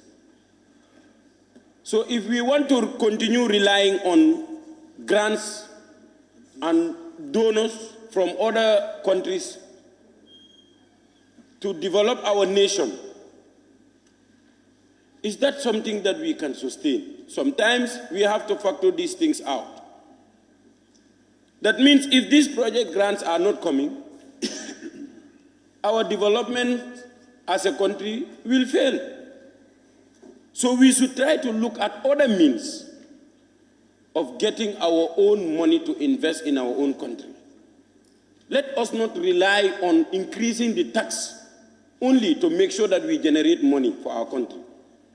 Because if you increase the tax, the food, basic commodities will also increase, especially on international trade. Because most of those commodities that we are using in this country are imported. Rice is imported, oil is imported, sugar is imported, and you increase tax on those investors. This thing needs to be looked at. I think the best thing we can do is to invest on agriculture, empower our farmers to make sure that they produce oil, because we used to have it back in the days. From our groundnuts, we used to have oil. And we can still continue to do that. We can invest on them so that they can produce much groundnut as possible. And then we can invite investors to come and build factories in our country so that we can have our own oil. And that would make it cheaper before you increase the tax on the investor bringing oil to this country, when we can make our own oil. I think that needs to be considered. On education, I think some various speakers have already mentioned that higher education, this is a very important institution. How do we make sure that we fix this thing? Actually, some are saying this budget does not belong to us, especially the Honorable Member for Serekunda. Of course, the budget is ours. The minister can only prepare and bring it to us. There is no need for us to question the minister, how can we help minister this, minister that to get the budget? No, the budget is here with us. Let us make sure we do the needful when we go to Committee of Supply. Those ministries that need more budget support, we support them. We have the powers. I think that is the responsibility of the National Assembly members and not the minister. So, how can we provide options that will help us to stop depending on grants and loans for revenue generation? This is something that, Honorable Minister, we did, because as the Minister of Finance, it goes beyond only spending the money or spreading it within ministries. What initiatives is the ministry making to make sure that the economy of this country will grow? Because year in, year out, we'll bring this thing. This is a colonial book. Since colonial era, we have been using this. You see, one thing that has failed us as a nation is depending on colonial masters. Totally. It will fail us. Because when they came, they did not use our education system to teach us how to practicalize our own development. But what they did was how they want us to understand what they want to bring to our country. They realized that we don't understand their system, so they were only teaching us how to understand what they want to bring to our country. For example, you have doctors, people with doctor's degree. They can only inject or prescribe, but they cannot make that simple medicine. They cannot. You go to the Ministry of Health, you have doctors there. Those doctors can only prescribe or they inject you with the medicine. But can they make the medicine itself? No. So if we are investing on education, let us invest on technical key areas. Higher education. They have these TVET centers, which is helping our own youth to train them on skills to be able to make sure that they make things on their own and then which will be marketable to our own country, in our own country. So what can we do to empower those youth? We understand that the budget, when it comes to youth sector, it is cross-cutting. Because if you go to Ministry of Trade, they have a budget line for the creation of employment for youth. You go to Ministry of Youth and Sport, the same thing. But what actually is important is that what can we invest on higher education to make sure that our youth will be trained at their skills centers, so that at the end of the day, each and every one of them will be able to do things on their own, even without depending on employment from government. So I think we need to be more proactive when it comes to this budget. Honorable Speaker, whatever approval we are giving here, by next budget session, we should be able to invite the minister to say we allocated $5 million or $1 million to Ministry of Agriculture. How was it spent? Was it allocated? And if it is allocated, how was it spent? Sometimes you go to ministries, they will complain that finance is not responding to their budget, to the approved budget. They are not getting the monies that was approved from National Assembly. But how do you expect the Ministry of Finance to disburse funds to you when you are not performing? Before they give you that money, you have to show them commitment that this is what the results will be at the end of the day. You are giving $5 million, you are not responding to as per how that $5 million was spent. And you expect them to give you another budget line. That's a question that we need to ask various ministries. With those simple remarks, Honorable Speaker, I beg to take my seat. Thank you. Thank you very much, Member for Sabasanjal. You spent 9 minutes out of your 10 minutes under 10 minutes you promised. Now I invite the member for Lower Salum.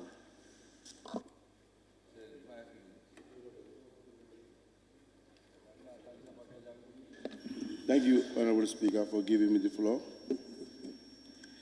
May I also join my colleagues to thank the Honorable Minister and his staffs for taking the bold step on their constitutional mandate. Honorable Speaker, my interventions today will be short because if you speak last, you speak less.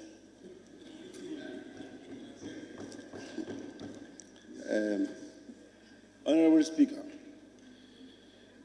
again, I want to just to make a recommendation to the Honorable Minister again. This is the first experience that I had, though it's difficult to prepare a budget. But then I want you and your staff to adjust on this, in this area, where 2 documents are circulated, not to repeat those kind of things, 2025 budget session. With that regard, Honorable Speaker, I want to take my floor and speak about these issues. Honorable Speaker, Honorable Minister, Minister of Finance and Economic Affairs, I think now the system has to be changed, Honorable Minister, because the blame game in your ministry is too much. I think now you have to be strict on the reality, what is on the ground. Resource mobilizations is a problem and is a key that people have to do. Honorable Speaker, there are many loopholes in the country that you and your ministry and GRA should address. Today, when you are staff in other institutions, within 2 years, starting building story buildings. I think those things should be looked at. And the modality also on taxations is important. Honorable Speaker, you go to these grant projects that are given to Gambians. Normally when projects come, those ones, they evacuate that project. And there is no corporate tax. No, there are no tax that are paid through their payroll. We need to look on those issues also. Though it's a project, but this project also has to be taxed because they are Gambians. Honorable Speaker, you can check how many billions, what the member said, telling you, over 2 billions that are spent on constructing roads. And these are big companies that normally take these projects of building. But their corporation tax also is not paid, Honorable Speaker. I think Gambia is the only country that are limited on taxation.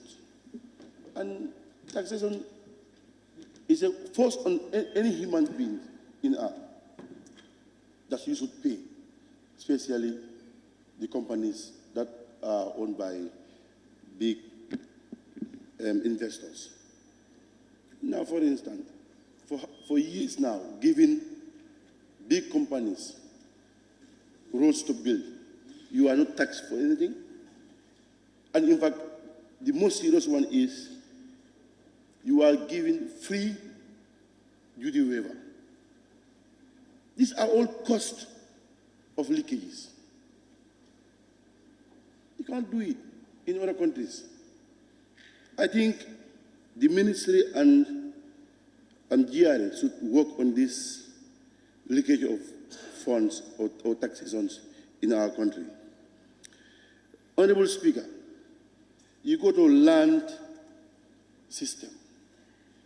Today, Gambians are buying expensive lands for millions of dollars. How much government owns in that taxes or in that land buying or selling?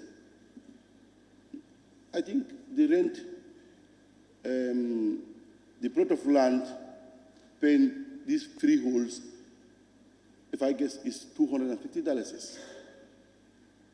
In provinces, is $150. These are all, how to call it, all tax. We need to go forward. These ones, today, if you want to buy a land, nothing less than 500,000, then you can get a land where you're going to be a resident. The rent issue in Gambia is a constant, Honorable Speaker. You bought a land, Honorable Speaker. Each person who is renting that house, you pay nothing more than $7,000 for every month. And in fact, they ask you 6 months deposit. With this poor country, how can we do that? This is why you can see many of us, sorry to say this, we are corrupt by the system. Because you will think of, at the end of the month, you will pay $7,000 of rent. You will think of how to survive, to give survival to your families. Especially when a bulk of the family is lying on you. You can't do it. You have to corrupt the system. I think, Honorable Speaker, Honorable Minister, you need to check on the rent issue also, the rental issue in the Gambia. That's a big fraud, and they are not paying any dividend to the government. Honorable Speaker, most of members have alluded about this foreign currency, the exchanging bureaus. It's only Gambia where you go free market. And in fact, what they are paying, nothing absolutely. And you can see one person every day, he will collect more than $100,000 without even not getting any bureau. You will just be in a corner, if you come, Lobuga, what do you want? What is that? Go to in other countries, you have to present your ID card first or your passport to change your foreign money. Just last week, I traveled to Spain. I have to change monies, but I have to use my passport. But Gambia, everything is free. And this free cannot help us. And this free always will cause you a burden to your ministry. You have to be very straightforward. You do the right thing, people will follow it. Not everybody will like you. You have to do the right thing. That will be a detriment of every Gambian for his survival. Everything is free. You go to the health sector, it's free. You go to the foreign exchange, it's free. You go anywhere, it's free. Everywhere, it's free. We are in which country that you go and find all this free? Never. Even in America, that people are saying, in China, even our neighboring countries, health is the most expensive thing. Now, increasing this all levies, increasing only $100 is, what $100 can get you? $100, what he can get you? You buy credit within 1 hour, it's finished. And how many $100 that you spend to buy credit? How many $100 is that you buy, that you invest in the market? My friend, if we want to lead us, you have to lead us with reality. Make it right. Because today, if there's any difficulties, people will face you people and the government. That is the government. And if the government wants to make it right, the citizens will not allow us to make it right. We have to be very frank to each other. Things are not getting right, Honorable Minister. Honorable Minister, most of members saying we need to increase youth budget. For what? How many youth? I'm less than 35 years old. But what that ministry has done for youth, I myself, in my constituency, nothing absolutely. How many backways, how many youth that have gone try to this back way? And they all end up dying in the sea, Middle Sea. If you have a program that you're going to support the youth, not only football, and in fact, even this football, they are even encouraging youth on this football. Honorable Speaker, that budget line is not going to be increased, that ministry, because they don't have any programs that will be going to help it. Honorable Speaker, if the chairman or you are taken by them, this is my right to do it. And these are my people who send me. And you cannot stop me saying it. You being the chairman, maybe you have a benefit in that youth ministry, which your other colleagues don't have it. We make things right. Today, how many youths died through this back way? And how many of them in fact evacuated from Germany, the other part of Europe, and they are back? Just yesterday, I was watching one of these migrants. He said, in fact, even if I have taxi, I'll make it. So it means that youth is ready to work. But what incentive that we are giving to them? Because you spend your entire monies to back way. At the end of the day, you see yourself in Gambia. They have to be frustrated. And this frustration makes them to do what they expect to do. Because each of us, you came from a good family. Because condition drags you in order to do things that is not expected from you. Honorable Speaker, fisheries. We have big resources here. That is the river. This is ozone. We need to create for employment for our youth. We buy vessels for the youth. That was one of President pronunciations that we're going to buy vessels for youth. But then they don't take it seriously. I thought this budget could have addressed all these issues. Because today, if we said this budget is program-based budgeting, Honorable Speaker, none of these ministries, and in fact, today you can see, you take each of members' view. You cannot address our views. Because the bulk of your work in your ministry is more than 53 members, 58 members, or 57 members. Each of these members cannot address our issues. I guess all these ministries, if the ministers were not here, but their permanent secretaries should be here. If they are sure what they are doing. But then all these ministries, you know what they need? Our vehicle. We want to buy vehicles, travel expensive, and other things. This budget should be revisited, Honorable Speaker, the way the budget is prepared. I'm not saying they should not travel. I'm not saying that. No. But each of these people, if you travel, if you come back, you need to put something on the decks. You have gone to this this meeting. This is what you agreed on.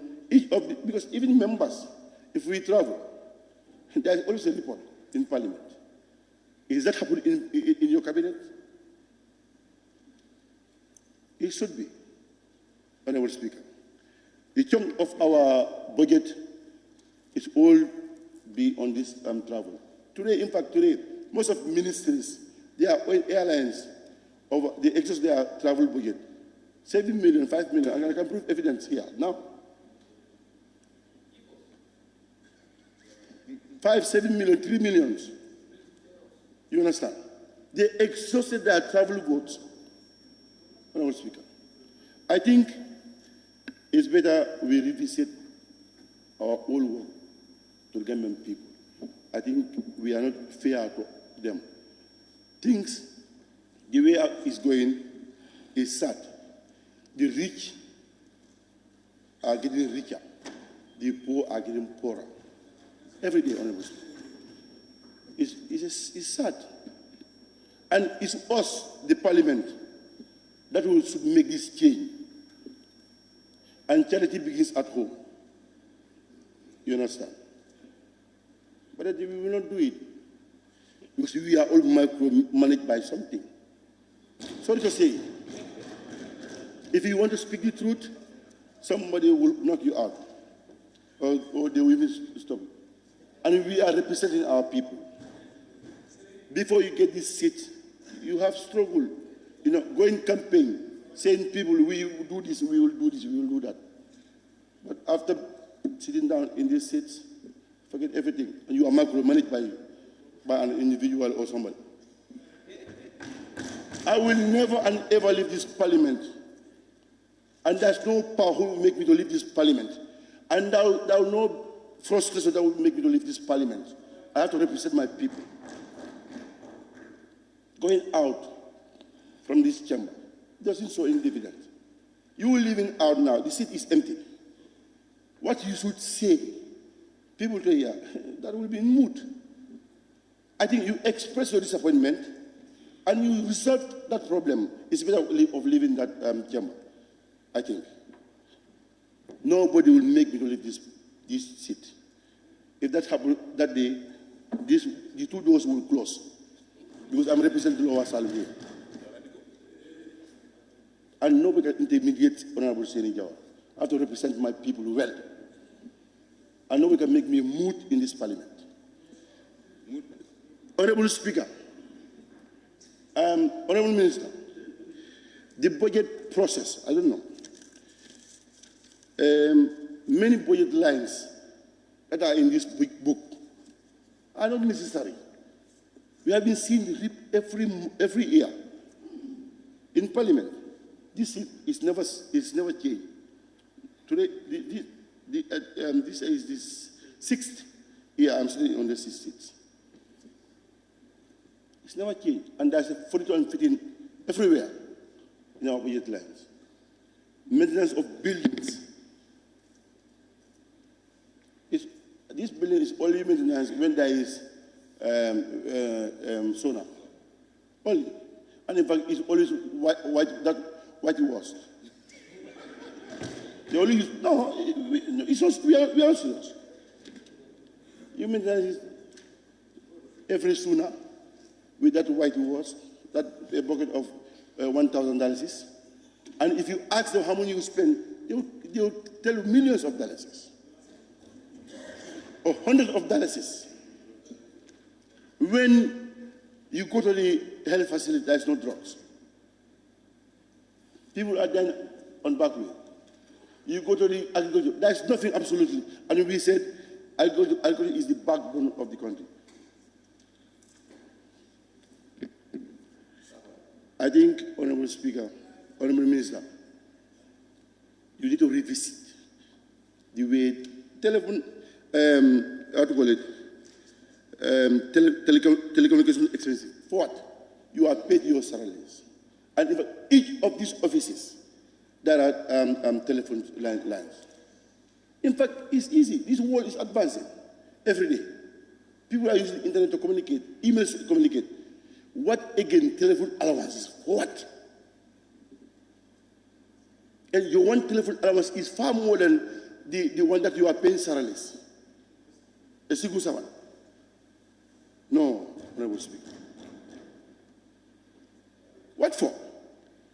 Because you are paid your salary. Now you create a telephone allowances for Honorable Senator.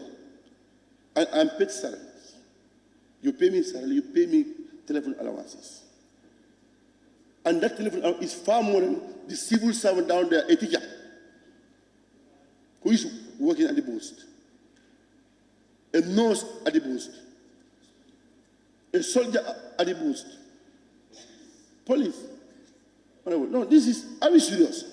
And that telephone allowance is far more than those security officers. That make you those you and I. They are outside killing themselves.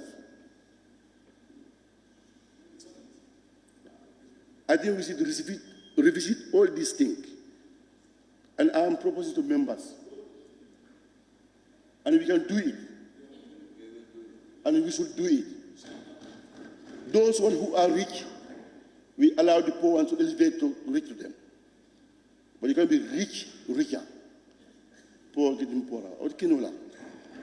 Because you will not move. You can see. The survival, in fact, is a problem. This country is the best country so far, if this goes well. But nothing is going well. But now the burden is on parliamentarians now, because we have 53 constituencies that people brought us here to be their mouthpiece and their eye. Let's make things right.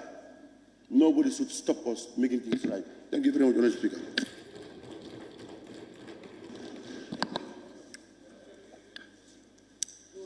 Thank you, Honourable Member for Lower Salu. I now invite the Honourable nominated member, Fatou K. Jawara.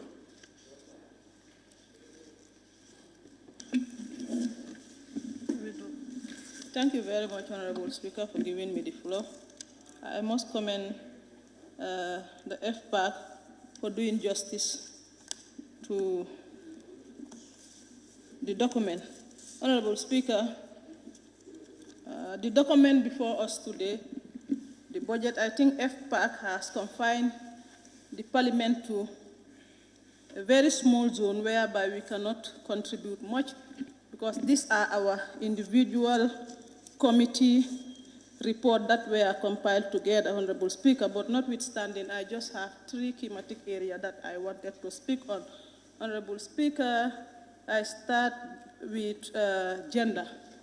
If you look at the budget, Honourable Speaker, both the development budget and the manpower, I think a lot needs to be done around the gender end, Honourable Speaker. The Gambia is the first country to ratify. The Gambia is the first African country to sign the Maputo Protocol on women's rights, but yet still women are subjected to some inhuman treatment. And I think the gender unit should cater something for the women. If they stand for trial, they can be supported, because a lot of women are subjected to verbal assault, and they cannot pay for themselves when they want to stand for trial. Again, on that maternal and child health also, a lot need to be done, but a minimal amount was allocated there. I think that one also needs to be looked into. Honorable Speaker, going to finance, Honorable Minister for Finance,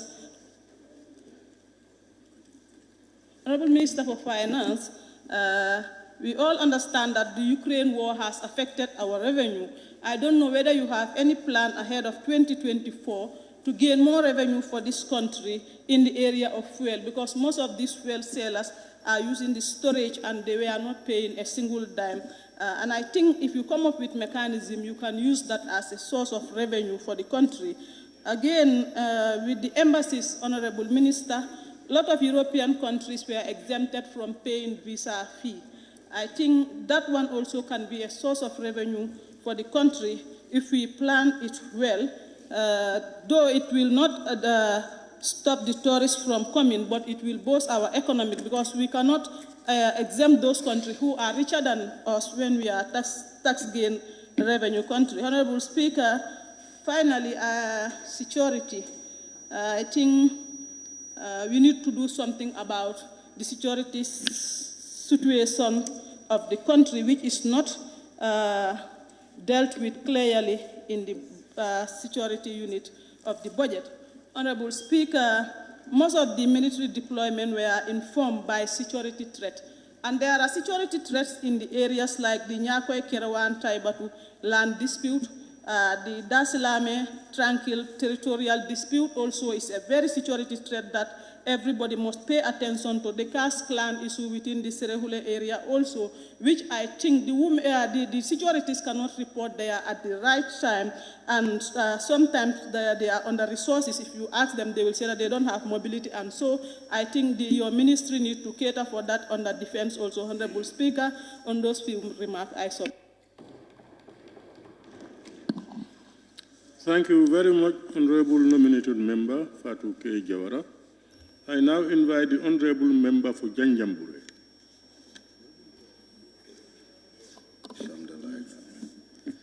Thank you very much, Honorable Speaker, and thank you very much to FPAC Committee, and by extension to the Minister of Finance and Economic Affairs. To start with, I definitely want to observe that with Honorable Speaker, I definitely want to observe that with the budget, I believe it is one of the most important instruments for the National Assembly and the Gambia as a whole. And as such, I want to encourage the respective ministries to affiliate themselves with the budget speech. The reason why I am saying this, this reminded me about last year when the late Vice President was occupying the office. He was with us from the start of the budget to the end till, not just him, but also with the entire cabinet.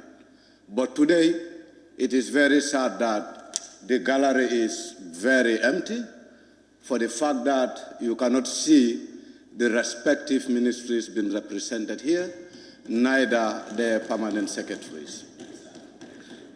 And if it comes to the budget, many a times, the complaint you would hear or that would emerge would be the Ministry of Finance have not been giving them the fair share of what they have been requesting. But again, it is important to ask, or for them to ask themselves, if really they're equally doing justice to really follow the procedures of the budget and also to ensure that their inputs are captured as expected.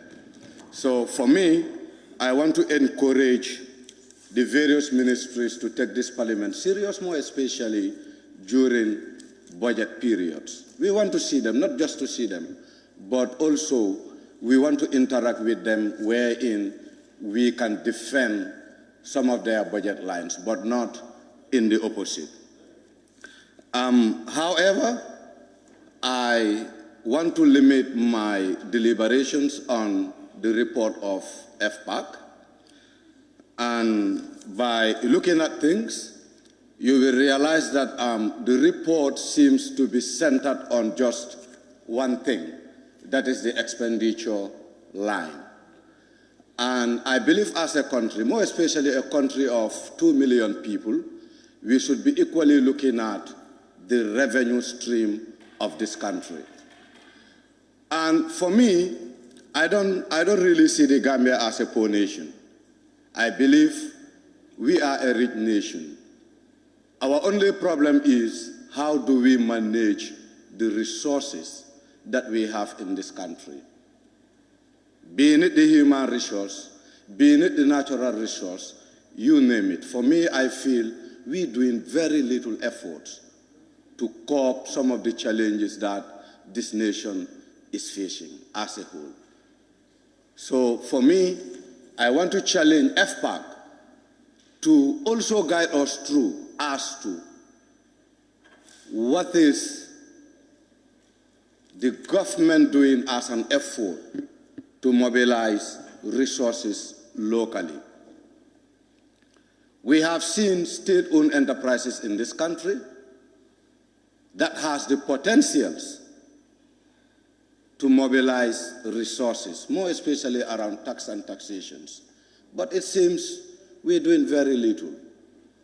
And looking at the objective of the Ministry of Finance and Economic Affairs, what they're looking at mostly is how do we curb the deficit.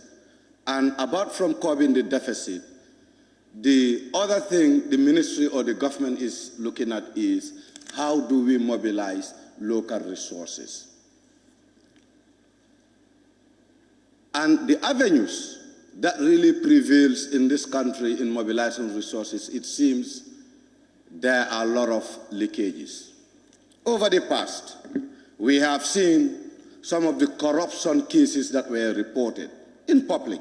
I can take a brighter example with Gambia Ports Authority.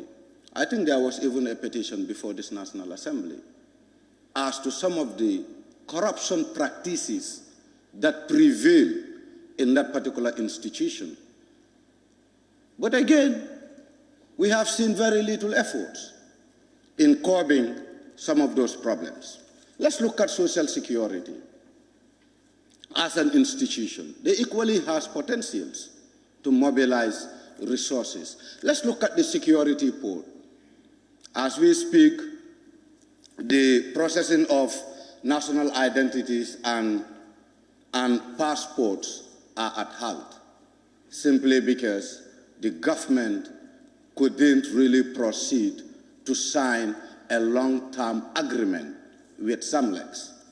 And Honorable Minister or Honorable Speaker, we will indeed appreciate if the Ministry of Finance can update this Honorable House as to the state of SAMLEX agreement with the Gambia government. Because we believe, as a sector, it has huge potentials to address some of the economic challenges we are facing today.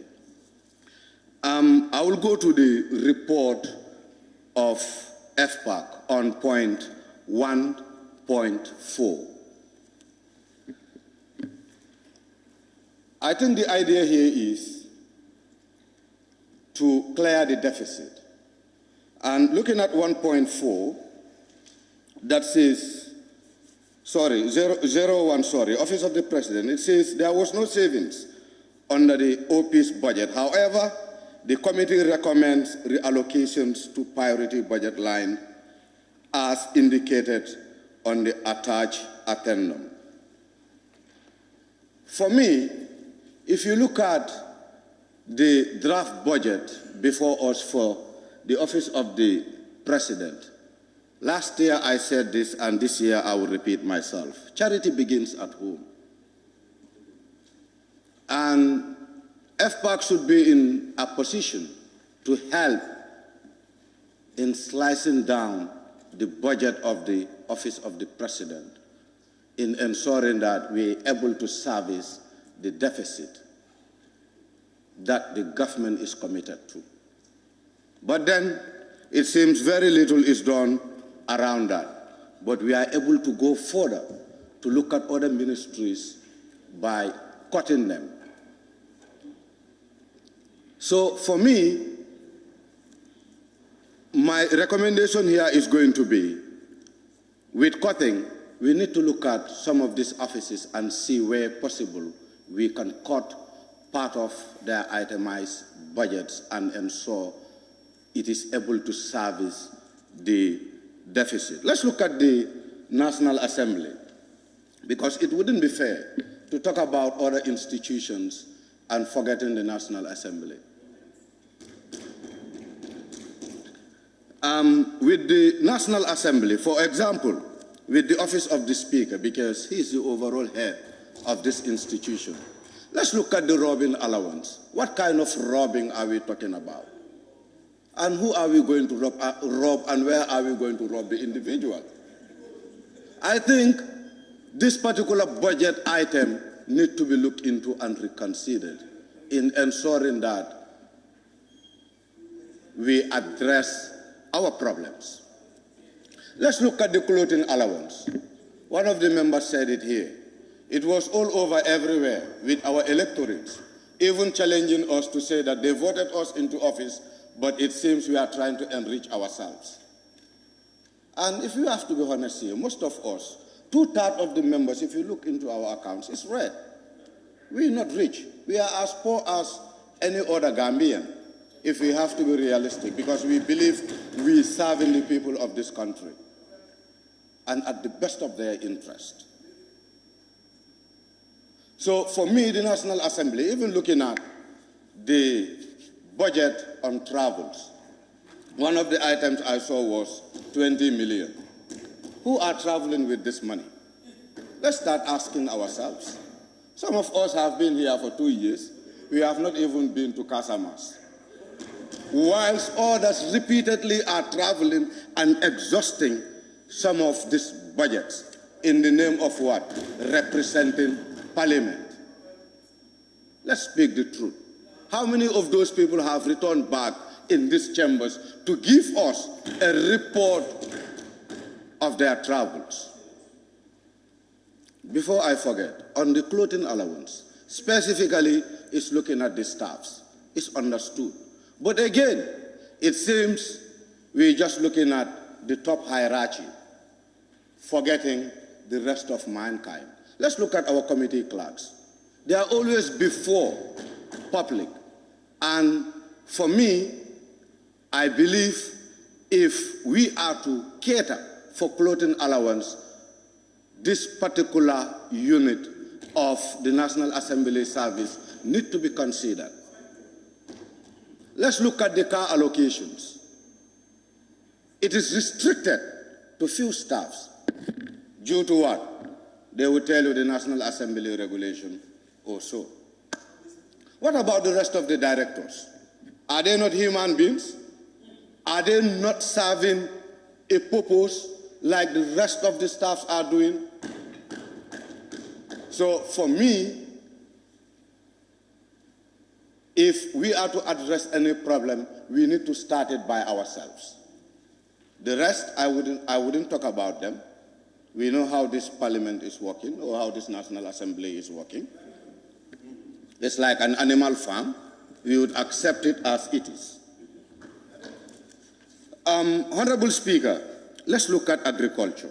I want to believe that agriculture could be a sector that can build the economy of this nation, that can reduce the inflation, but that would depend on our innovations. And Honorable Speaker, what I really want some of these ministries to tell us is, we have to be honest, because it was a few months ago that we were informed as a committee, no matter how much we invest in the agricultural sector, if we don't work on our lands, productivity is not something that we can achieve as expected. Therefore, Honorable Speaker, we want to encourage the Ministry of Agriculture to go back to the drawing board and look at things that are of priority. We commit our resources into those than just limiting our resources to travel expenses, office furnitures, fuel, you name it. Whilst if you go to the regions, in the respective directorates, even the cash power to run those respective directorates, sometimes it is the regional director who will dip his hand in his pocket, buy cash power to get a government institution to run. And this is not hearsay. Some of these things emerge from the monitoring we were doing. But you wouldn't hear from the Minister of Agriculture in Banjul or at Rangul to tell you that today I don't have cash power, I have to buy it from my pocket. So for me, it is about time to stop enslaving one another. It is high time. We either do it now or then we perish forever.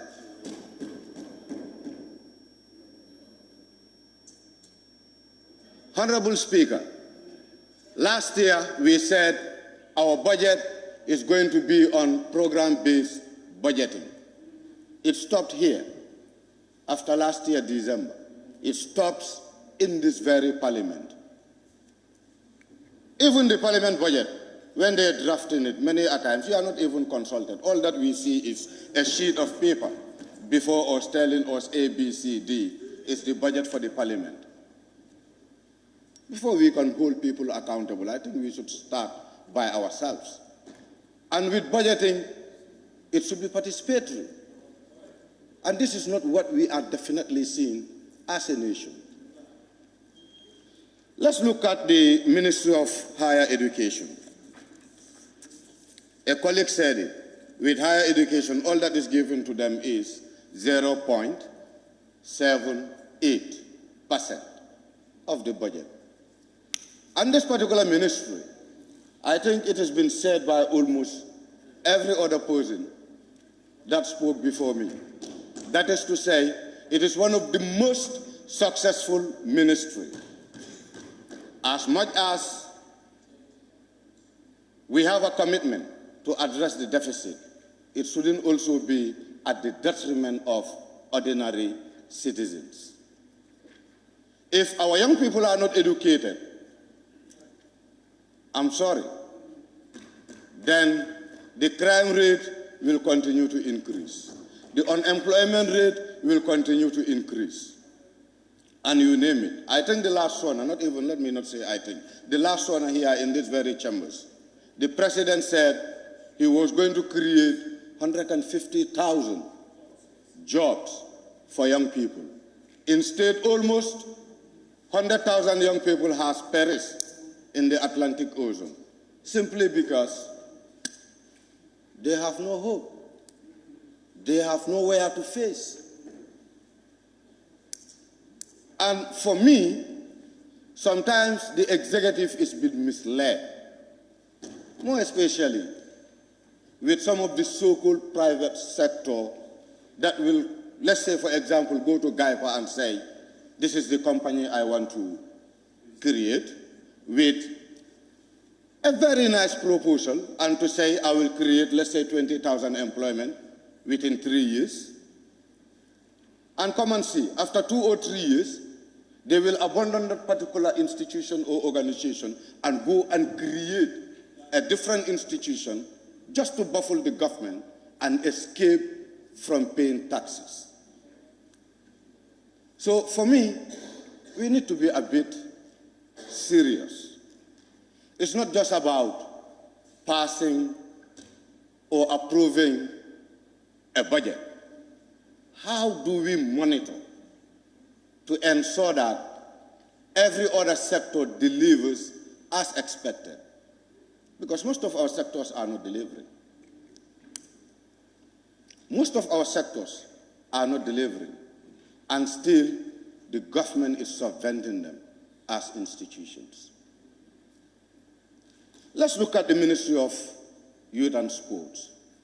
Under the Ministry of Youth and Sports, you have over 5 or 7 satellite institutions that, if they are supported, can change the narrative. But it has been the same story year after year. All that we are good at is, during the peak of politics, to put our young people on top of vehicles. We don't even give them proper transportations, but we put them anywhere we think we can travel with them, go do campaign with promises. When we are elected into office, we get our seats, we think that's the end of the world. That's when we forget those young people. Let's look at the National Youth Council, per se, as an example. If they are given the necessary resources, they can change the narrative. Why do I say they can change the narrative? Because I have some of the members saying some of these youth institutions don't have programs. I differ with that. They have programs. Their challenge is they don't have access to resources. For example, with the National Youth Council, most of their activities have been supported by the international organizations, UNDP, UNFPA, UNICEF, you name it. Should we continue to rely on international organizations to leverage our young people? It should start from us. The GLF should be able to address the challenges that our young people are facing. Let's look at the National Sport Council.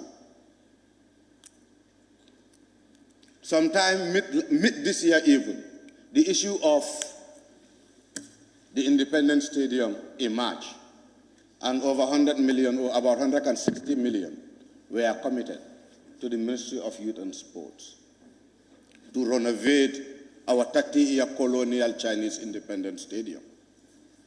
When in reality, we could commit funds to build proper and standard independent stadium that will help to accommodate our home games rather than traveling to other countries to host our home games.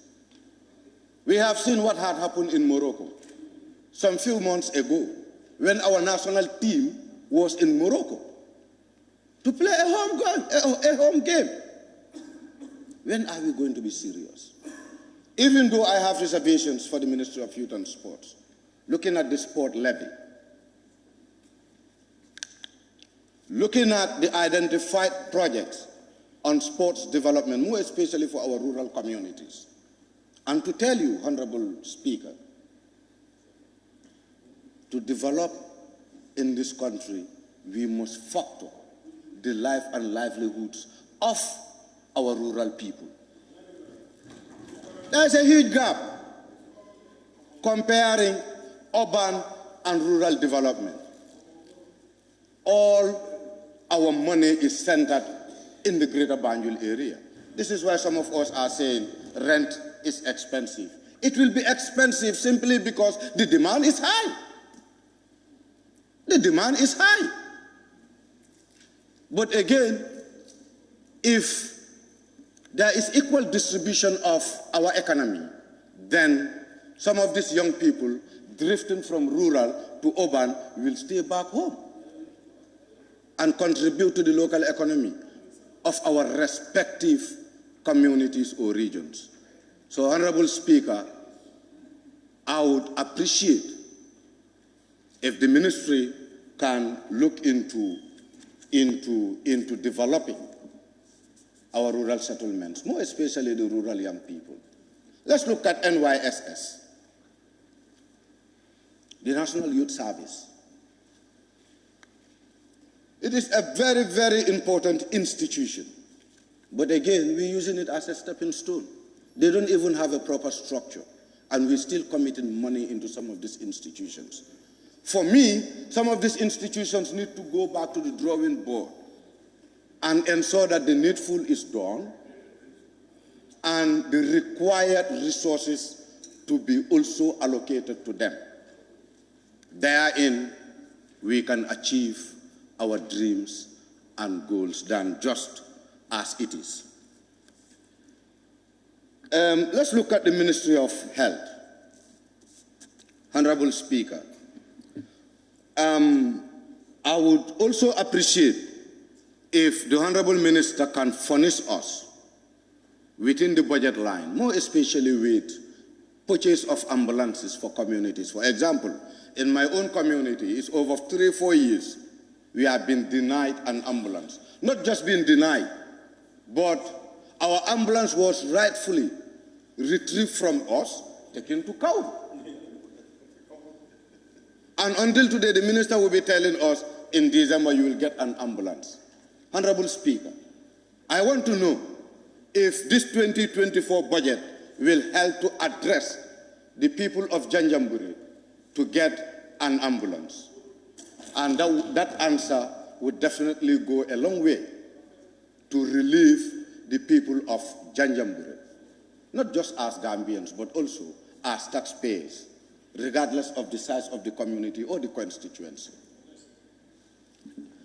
Honorable Minister, I want us to look at environment. Environment. This particular ministry has a lot of potentials, Honorable Speaker. Let's look at our natural resources. If you tell me the Gambia don't have a natural resource, I always tell you, no, we do. We are just exploiting one another. It's the reality. Let's look at Combo South, what is happening there. How much resource is going out of Combo South?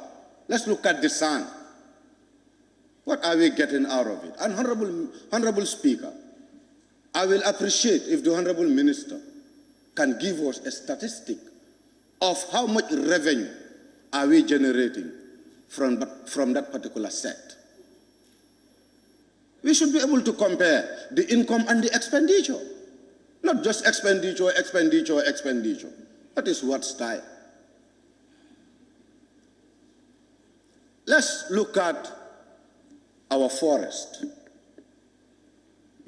under environment. We have national parks in this country that are underutilized. We have parks that are underutilized, even to an extent, the gazetting some of those parks that were gazetted. Let's look at the Monkey Park, the Bigelow Forest Park. Let's take that as an example. Let's look at the Kiam West National Park. Can't we invest in those areas to enhance economic gains? What is wrong with us as a country? Let's take an example with our neighboring country, Senegal here. How much is Nyoko Loko Bar making for that country? Not just for international travelers, but as well as domestic travelers. Our players in the tourism industry, the best time you can get good money is if you sell Senegal as part of your trip, simply because they have what it takes to attract visitors. For us, we are killing our resources and developing another man's country. It is in the same line we sell our sea to Senegal. We are here crying, saying our young people are lazy. Do you think you will put me in a canoe to go and fish in the Atlantic Ocean? Some of these things is common sense. Let's get them the rightful resources. I'm pretty sure if that is done, most of our young people will stay and make it here. Like a few years ago, the slogan, take a fee. It's true.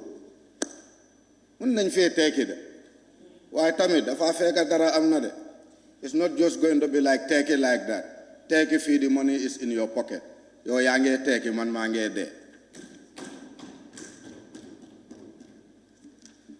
Honorable Speaker, petroleum and energy. petroleum, and energy. Equally, it has the potentials to help our economy to grow. Let's look at NAVEC as an institution, even though it's a SOE. Even though it's a SOE, why are we generating power from Senegal, leaving our Kotu power station to die?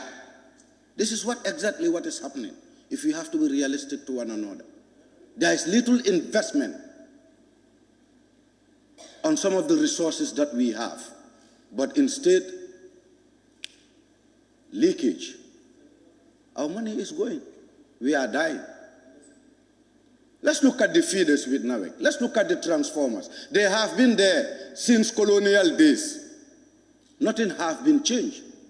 This is why you can find on and off 20 times in a day.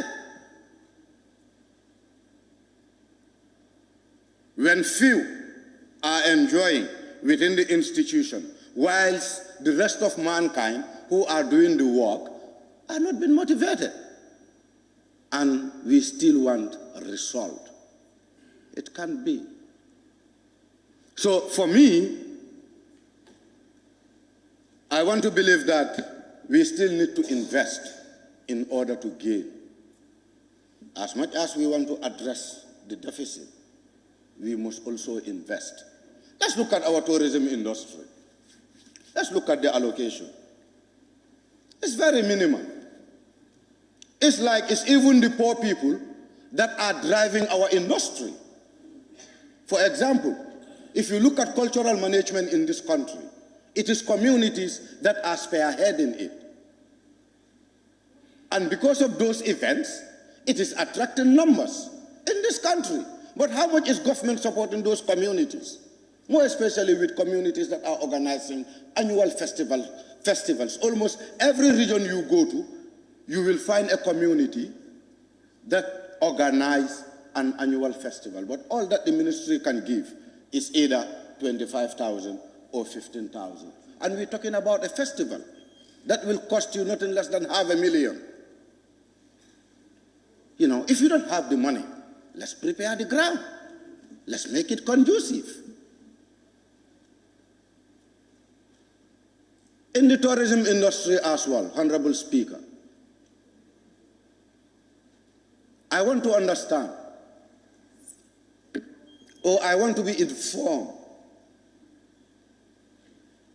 the avenues that can generate us income. It's important. We cannot be committing our resources to institutions when in reality we don't know how much they are bringing in.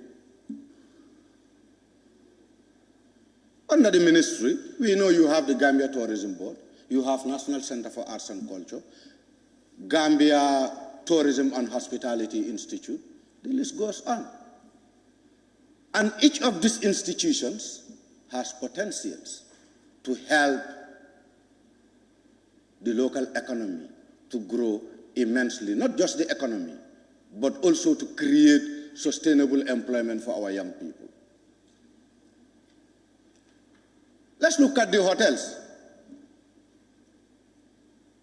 We need a register, Honorable Speaker,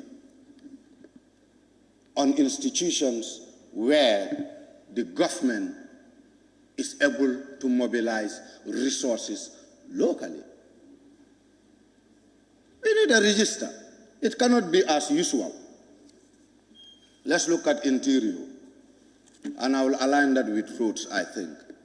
Some of the members, yes, they were talking about building roads or constructing roads.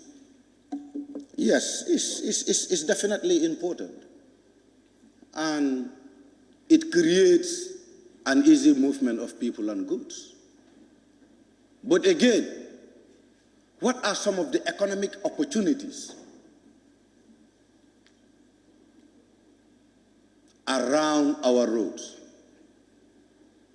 For example, with the Gambia Police Force, the traffic officers, when you make an offense on the road, you negotiate with them, you give them something, they put it in their pocket, or they come with a receipt, tell you this is a road offense, you pay and whatever.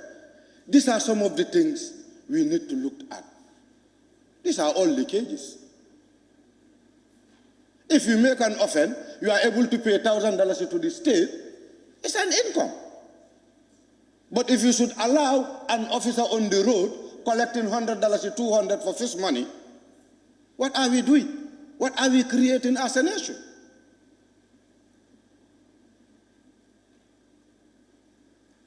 Honorable Speaker, we have a long way to go as a country. We have a long way to go as a country. And for me, it's not just about approving a budget. It should equally be a responsibility on each and every one of us as honorable members to ensure that the money or the resources that are committed to these ministries, we monitor them as expected. But again, we must be reminded that we cannot do some of these things without resources. For example, I belong to a particular committee, that is the Youth and Sports and Tourism Committee. I couldn't do my oversight functions because Parliament said they have no money, meaning the Finance Ministry couldn't allocate us with the needed resources for we to go and conduct our oversight function, which is constitutional. But then again, they can be busy chasing us, telling us, help us, let's get our budget approved and all not. Hey, it don't work like that. Before I give you a dime, I should know the 25 butut I give you, how you spend it. We know it's hard to measure impacts, but again, after 1 or 2 years, more especially after implementing or after committing resources, we should be able to measure some of the impacts that our resources are making. But no, we're just working in the dark. And I'm not surprised. This is why the ministers are not here. They feel we just talk. This is the way we've been taken. They don't take us as serious people because we compromise. And this is something that we should desist from, honorable members. We should make sure, because they will tell you, we are the custodian of the budget. Yes, when it's approved, I'm the custodian of the budget. And as a politician, I have to be honest to you. My ultimate desire always is to get the budget administered to the latter. Because what has been approved in the budget, if it can address the problem of my constituency and the Gambia at large, I can raise my hand and say, oh, when we were in the parliament, we were able to do A, B, C, D through the government. This is why we are called a government. But then it's the opposite. And Honorable Speaker, I also want to challenge the ministries because it has been a culture over the past. Anytime they come, finance don't give money. All that we are able to get is 30%. The last bilateral I had, or we had with a particular ministry, they couldn't even recall how much percent of the budget they received from the Ministry of Finance. They couldn't even recall. But all that we could hear was, it's even less than 30%. And this is the Ministry of Agriculture. And we want to encourage. Because for me, I told them open right, this is not the right time to complain. The best time you can complain is after the first or second quarter. You have not received what has been allocated to you. You have every right to come back to us. Then we can engage the Ministry of Finance and also engage you to see as to how we can address these problems. But they will never do until at the end of the year. So for me, Honorable Speaker, we really need to do justice by ensuring that we salvage the Gambia as a nation and we ensure that the plight of Gambians is being addressed through how budgets are allocated. On that note, I beg to take my seat. Thank you.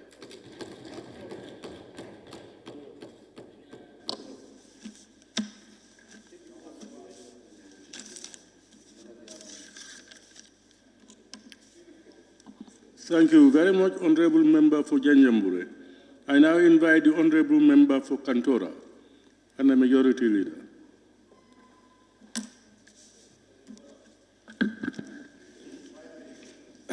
Thank you very much, Honorable Speaker, for giving me the floor. Honorable Speaker, the report before us is a consultative report from the FPAC.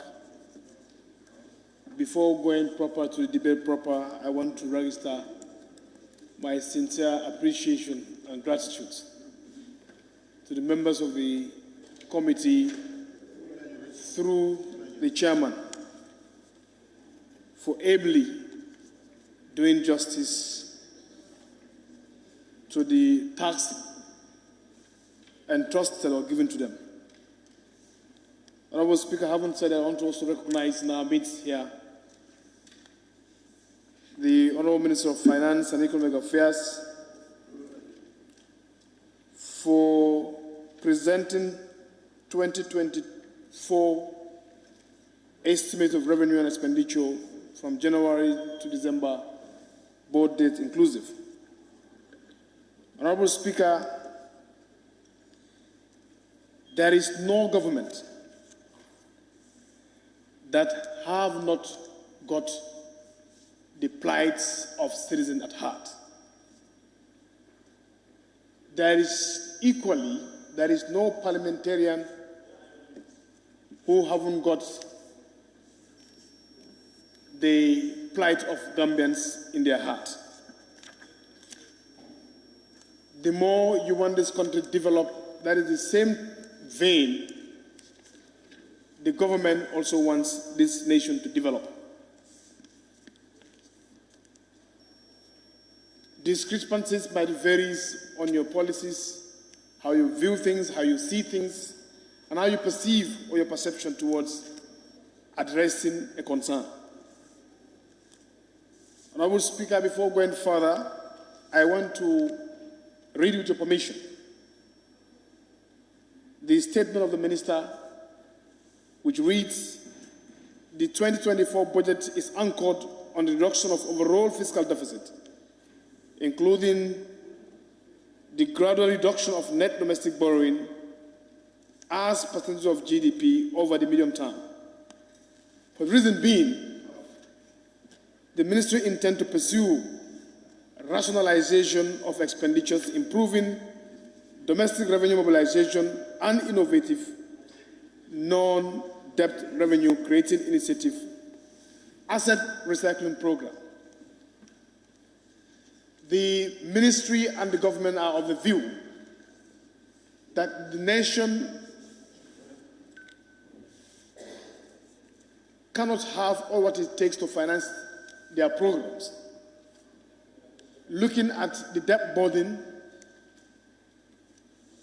looking at the macro and micro financial policies, how do we bring down T-bills, treasury bills?